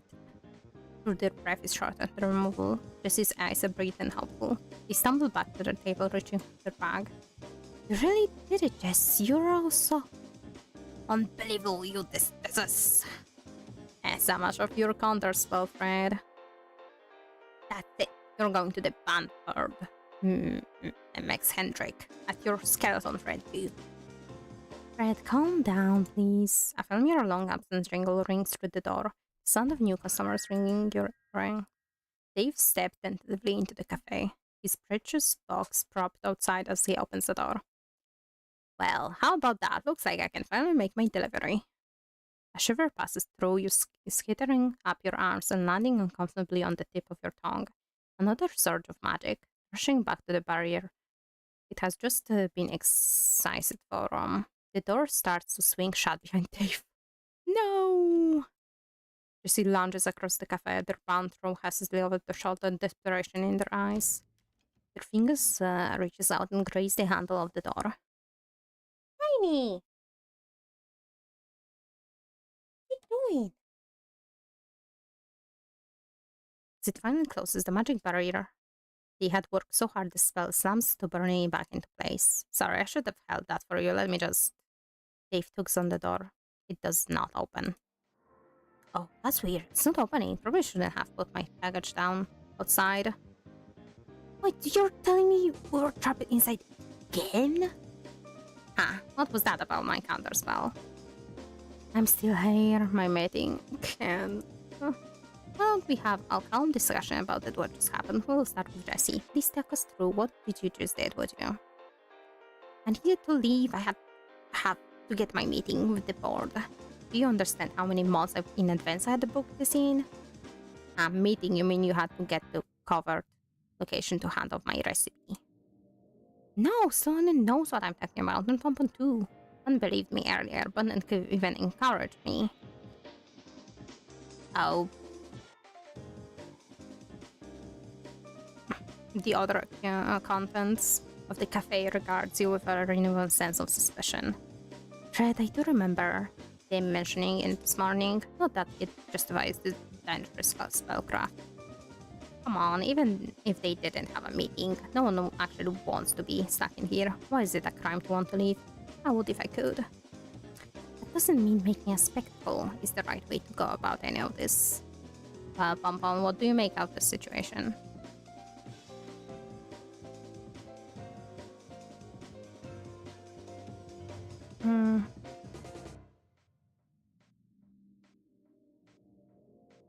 Yeah, their actions are undeniably suspicious. And would they listen when I told them that earlier? No. Escaping the scene of the crime is textbook criminal. If anything, it's too predictable. Look, regardless of how you feel about the context, you can deny that it's a strike against the young Hendrik, sire. I told you already, I'm the youngest of 5 siblings. In spite of their opinions, you see the weight of uncertainty settle on everyone else in the cafe. Alright, while we are here, does anyone have any suspicious they would like to bring up? First case makes its way in around each individual, but no one steps forward. Great, good to know. We are all making an effort to clear up this mystery. Well, Pompon, do you have anything to add? Anyone here you think is our prime suspect? I have a feeling about Grudge. Well, don't we all? I might have the smarts of a criminal, but doesn't mean I am one currently. Ugh, I've had enough of this whole back and forth. I know what I think. I know we'll have our criminal caught before the damn cops enter the scene. You won't escape. The tense air of the cafe is cut through the sharp ringing of the phone in the distance. Your boss rocks up. That's the asshole on the line, Sloan. Can you go get my phone? Oh, sure, I can carry it on for you. As Sloan heads into the kitchen, Dave turns to the group. His smile is wide, his eye untroubled. Well, this seems as good as time as any. Introduce myself. Hi, I'm Dave. I usually deliver stuff to the family one or two times a week. Lovely to meet you, Dave. So, is this what front-facing service feels like? Oh, inseparable. Right, here's your phone. I wasn't sure if you wanted me to answer the call or saved by the ringtone. The old bastard conspiracy line. Finally picking up, familiar, and here I was about to take your silence as a sign to put my feet up. Aren't you doing enough of that already? Why are you calling then? Don't tell me you're gonna do your job. You'll be happy to hear the calls you logged were here loud and clear by the department chief. We'll be getting there a bit sooner than estimated, not too soon, mind, but hopefully enough to give the phone lines a break. Uh-oh. The sooner the cops get here, the less time you get other evidence time to adapt. I guess I'll take it for all the goods you'll do when you get there. See you soon. Even with this small victory, your boss looks wholly unsatisfied. Alright, that's enough spectacle for morning. Everyone scatter. Red, shouldn't we talk more about what happened? I don't have time to hear more weak arguments. I want the evidence, and Pompon will deliver, if they want to keep their job, that is. Sloan opens her mouth as if ready to make one last argument, but the words fade along with a lingering determination. Looking out at the customers, you see the sentiment echoed, as resignation echoed into the lines of the face. They know they're stuck here, and they know there's only one way out.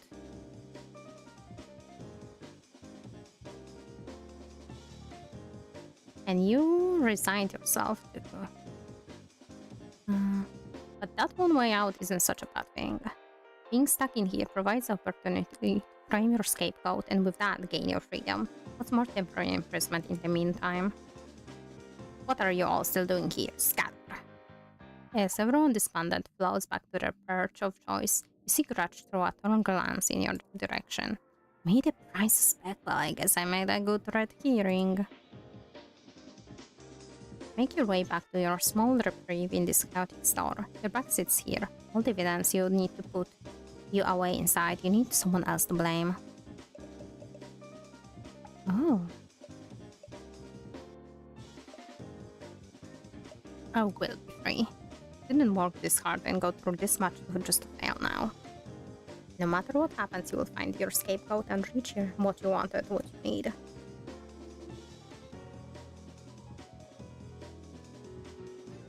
No matter, your scapegoats are scattered again. A big cord of attention tying them all together. If you pull on that shot, it might all start to come apart. Just like you planned, just like you wanted, right? Damn. That's all of the demo. I am definitely grabbing the game. So good. Maybe like check.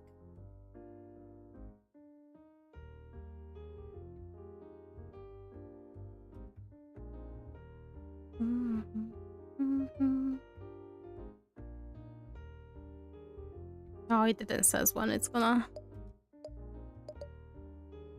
But that was fun. A little shorter than I expected, but that's okay. Alright, here are my, as always, socials.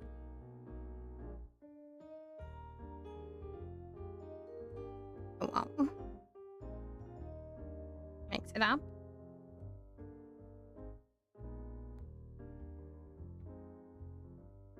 There we go. As always, a little slower, but that's a-okay.